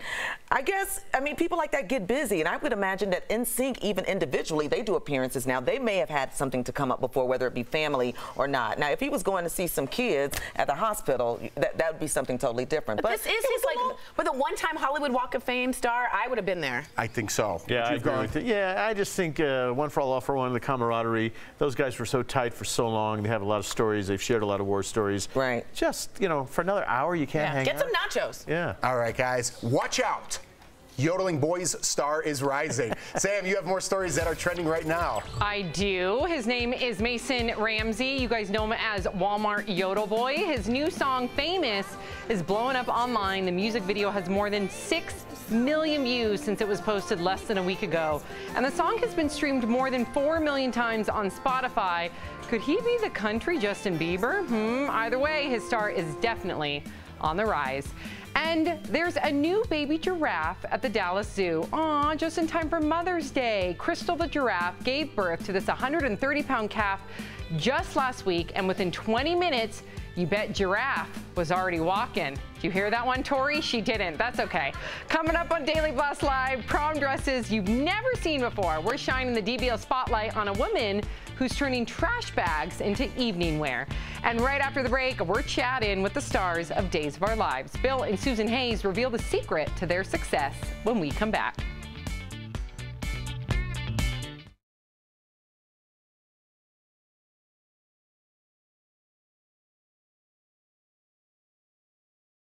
Welcome back to the show. We were just talking about the dog situation, and it's interesting because these two are becoming one another. And I do agree, and Ebony has to agree too, that the emotional support animals have gotten out of control. But Nicholas Little again says, as a diabetic, I agree with Tori. Certain dogs can be trained to detect a low blood sugar, and trust me when I say we need all the warning we can get. This happens with epileptics too. If they're about to have an epilepsy seizure, they can smell a certain hormone and a protein in the blood, and they will pat and prompt, and they know. What do you think the percentage of I will look that up because it's let me just finish. They will get on the ground so that they don't hurt themselves or put something in their mouth so they don't bite the tongue. It is a very well-known and I'm not thing. saying that does not happen. It definitely happens. The dog is there for a reason. Now, what are the percentage of people who have this certificate are taking advantage of the situation? Probably a lot. Yeah, more than half, I would say. But I've got to go feed my service dog. Can they get like a service dog that can detect when a broke man is walking up? That's it. They just bark. Yeah. Tell him to get away. You know just what I tell mean? him to get away. Or if he's good and got money. Well, it's interesting because you say that because there is something to be said about people with dogs when they have their dates over. If the dog likes the date, have their what? Their date's over. It's if their dog likes the date, they will like the person more. There are studies that say if your dog likes the new boyfriend or the new date, you tend to like because you trust your dog. I wouldn't trust anyone that my dog doesn't particularly like. Is that crazy? Yeah. Is that weird? My dog used to post up. I had a Great Dane for 10 years, and I'd walk him like right around Grant Park in Chicago, and he was very like he can tell like. Oh yeah, like almost like a big city block, like a block away, he would get ready. Like if he saw someone approaching that he didn't get a good feeling about. He would show you signs. Oh yeah. What happens if you have a dog, like a Great Dane, and you have your dogs, and you had them for like 3 or 4 years, and you get another one, And they don't get along. They don't get along. Like, what do you do? Well, that's why you want to be a good, yeah. You want to be a responsible pet owner. So you don't want to get, for instance, like 2 female dogs aren't always the best. Female and a male dog are usually better. Different breeds are better. So you want to be careful with mixing. How many dogs do you have? I have 2, and we made sure they knew each other beforehand and were okay with each other. Because some of them Josie growled at and we didn't adopt. Really? Yeah, and we went to 4 or 5 shelters. She only liked Barnaby. Wow, that's. Welcome back to DBL. On today's edition of Chatting with the Stars, I spoke with soap opera legends Bill Hayes and Susan Seaforth Hayes. The Days of Our Lives stars share their favorite TV moments and give us some advice for long-lasting success. You know them as Doug and Julie Williams from Days of Our Lives. The two met on the show in 1970, fell in love and married, in real life too. Like sand through the hourglass, so are the days of our lives. Bill and Susan Hayes, thank you so much for joining us at Daily Blast Live, and congratulations on your Lifetime Achievement Award. Now, you two have played the characters of Doug and Julie Williams on Days of Our Lives for nearly 50 years. Now, why do you guys think that Days of Our Lives fans have remained so loyal? Because the show is very, very good. It has great writing. It has wonderful actors. The actors are great. The actors are great. The production staff cares about the show, and it's a family show. I say that our cast is a family. Well, let me ask you, Bill, because your character was famously killed off in 2004 and then turned up alive on a tropical island. What is that like for you as an actor? They did not tell me that we were coming back. They just said, "You're dead." Yes, they gave him a cake and an hourglass and a sweet goodbye. In a coffin. And that day they ordered a child-sized coffin and they had to stuff him into it. We did one really wonderful scene. Yes, it was a good side to it. At that time, Julie was in the chapel praying, and Doug walked out of a light. Out of the tunnel of light. We had a scene together saying goodbye. About 10 actors getting killed off the show was a sad experience for everybody, even though they were resurrected.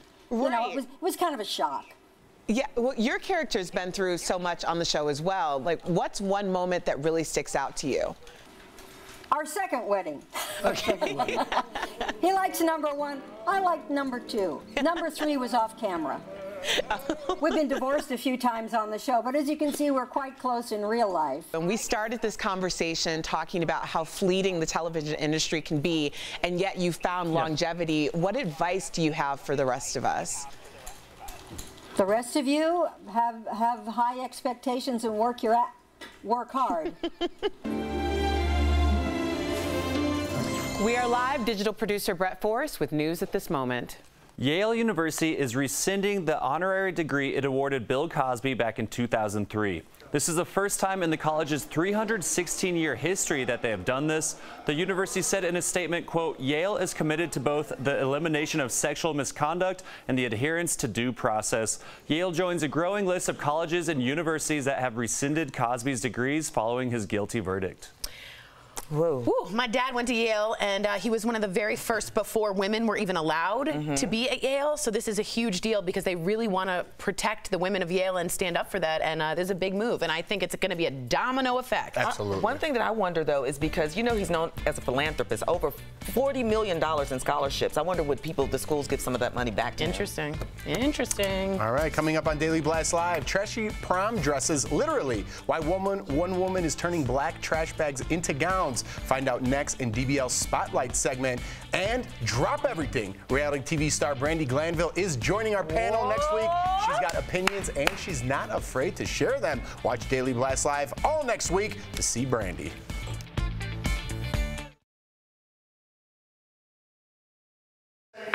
Okay. When a female says, drop everything, Brandi Glanville, but when a male says it, it sounds funny as hell. Drop everything, Brandi Glanville. He didn't really commit, though, Bert. He was like, drop everything. No, I didn't. I committed. I wouldn't have been able to commit either on something like that. So I will be super honest with you guys. I'm a little scared of Brandi. Who's this? But I will give a bottle of wine to her so that we have peacefulness. Brandi is unpredictable and can be cutting. And I'm a little intimidated, to be honest. I love Real Housewives, so I'm just a little nervous. But the fact that she's unpredictable is predictable. You know that that's what she is. I guess. I'm just... Girl, you sit with us every single day. birthday, you have nothing to be Okay. afraid You of. better not be doing reality roundup like this. Like Yeah, like I'm scared to say her, right? Like I can't wuss out. I gotta be honest. You do. You don't like confrontation. I don't, and to be honest, that's what it is. That's I'm what a it little is. bit, but if I give her a bottle of nice Chardonnay, I feel like things are going to be okay. We may see a difference. a different brandy. That's true. She might be trying to change She might be, her- and she's trying to give a that's different accurate. image. Yeah. And remember, the last month we saw her picture with Leanne Rimes. She's made friends with her ex-husband's. They had an affair, unfortunately, Right. and they had a big fight. Jump off. So maybe her image is trying to reset. Can you come out for 1 second? Yeah, correct. All right, guys. Thanks, guys. Hey, guys, everybody.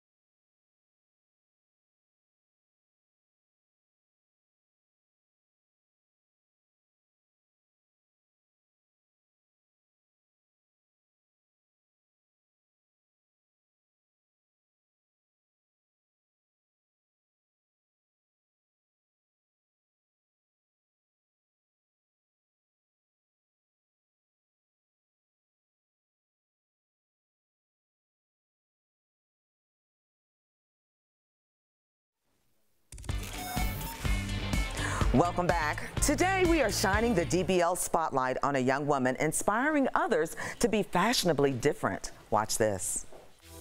DIYer and fashion influencer Amber Scholl teaches us that trash is in the eye of the beholder. Wow, the fashion selection is endless. The 24-year-old YouTuber revealed to her 2 million followers on social media this beautiful prom dress made out of trash bags. That's right, trash bags. She captioned it, "When someone calls you trashy, make a dress out of trash bags and prove them fabulously correct." And joining us now is the fashionista herself, Amber Scholl. I am so taken by this, Amber. On your YouTube channel, you say that you were inspired to learn how to be broke and bougie. Tell us how that came about. Basically, I graduated from college, had no job, but living in LA, obviously, I still wanted to look fabulous all the time and have a really glamorous life. So I've always loved crafts, and I figured there was got to be a way to do it. So I figured it out. What gave you the idea to make the dress entirely out of trash bags? You know what's funny is the trash bag idea was purely based on my subscribers. They always are leaving such nice, funny comments like, "Oh my gosh, I bet you could rock a trash bag." And I was like, maybe I should try that. I heard that the trash bag company, Glad, they've actually reached out to you for a special project. Is that right? They literally tweeted me, which I thought was so funny. They were like, "Hi, we loved your project." And I was dying. I was like, oh my God. So now me and trash bags, Glad trash bags follow each other. So I thought that was a really funny full circle moment. Well, I love your concept of broke and bougie, but what are a few tips that you can give our viewers and me on how to be luxurious on a dime? Because you've got that down packed. Oh, girl, thank you. Honestly, I really think that it's all about rocking whatever stage of life that you're in, because if you really feel like you look fabulous and act fabulous, you're going to be fabulous. So that's kind of the biggest tip. We thank you so much for joining us. And for more of Amber's fantastic fashions, you can visit her YouTube page at Amber Scholl. I know I'm going there right now. Oh, well, thank you so much. Thanks for having me. This was so fun. We are live. Erica has a new trending story coming in hot. I love Amber. Give me some of that energy, girl. All right, in fashion, everything comes back around. Now trends from the early 2000s are back. Pull your spaghetti straps out of storage. Kate Hudson rocked a thin strapped gown at the 2001 Golden Globes. Here's Demi Lovato. Next, colorful sunglasses. The 2000s were all about colored lenses, and Diane Keaton looked awesome in them. Here's supermodel Gigi Hadid in today's version. Finally, the tracksuit. Britney Spears was the poster girls for the Juicy Couture velour look.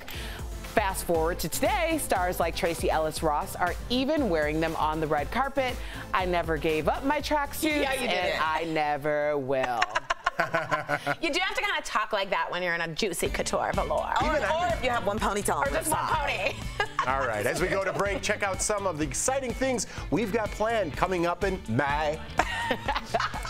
The biggest events in May are on Daily Blast Live. Surprise! Complete coverage of the royal wedding. Royal Watch 2018. NSYNC's Hollywood Walk of Fame dedication. I'm so excited. Al Jackson speaks at the T.M. Landry graduation. I'll be there. I'll be there. And so much more. Yeah, we're just kicking the mud off the tires. Don't miss a day in May on Daily Blast Live.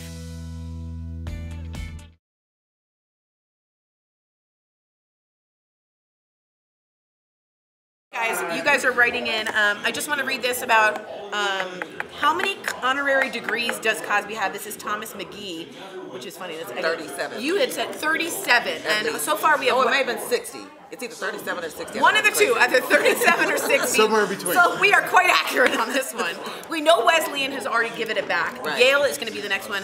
It's going to be a lot. I wonder about, though, and I have a question for you guys, the historically black universities, will they give back the Bill Cosby money for the scholarships and to his degrees? 2000. We don't give back the money. Well, then what about his honorary degrees? Yes. Well, in 2005, something along there, he gave money to Spelman College. And then when he started the pull your pants up thing, and in 2014, when all of this stuff came out, they discontinued the name of that scholarship. That's so right. I don't know if that money was broken doing a down. graduation speech, and it rubbed people really the wrong way. Yeah. But they gave the scholarship, the fellowship names back to the. Getting a close up.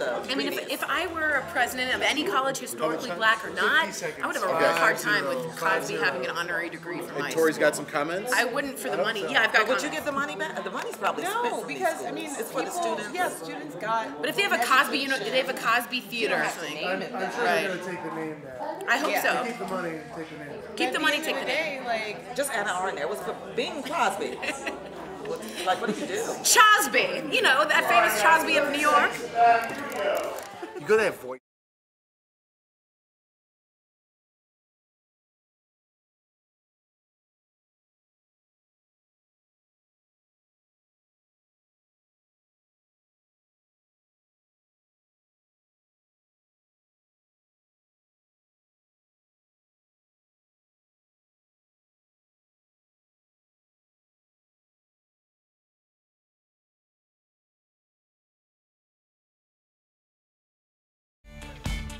Welcome back to Daily Blast Live. Tori, you have some viewer comments. I sure do. Ellis Walker says, I watch classic Double Dare shows on the Nickelodeon YouTube channel when I'm not watching all of you at DBL. So, Mark, nice shout out there. Nicholas Fischel says, I'm so ready for Double Dare back this summer. Wish with Marc Summers as host. I hope Robin is there. I hope Mark is hosting. We will stay tuned for that. And finally, Barb says, DBL Dare is going to be a hoot. That's what I'm talking about. Friday. Anthony, my husband, we watched 20 minutes of Double Dare because he had never seen it because it didn't air in Alberta. But although Mark said that it aired in Montreal, but that's different. Well, stay tuned Friday because we're going to Double Dare right here on Daily Blast Live. The stories never stop. We don't either. We are live on YouTube and Facebook. Keep the conversation going, everybody. That's Wednesday. Woo-woo!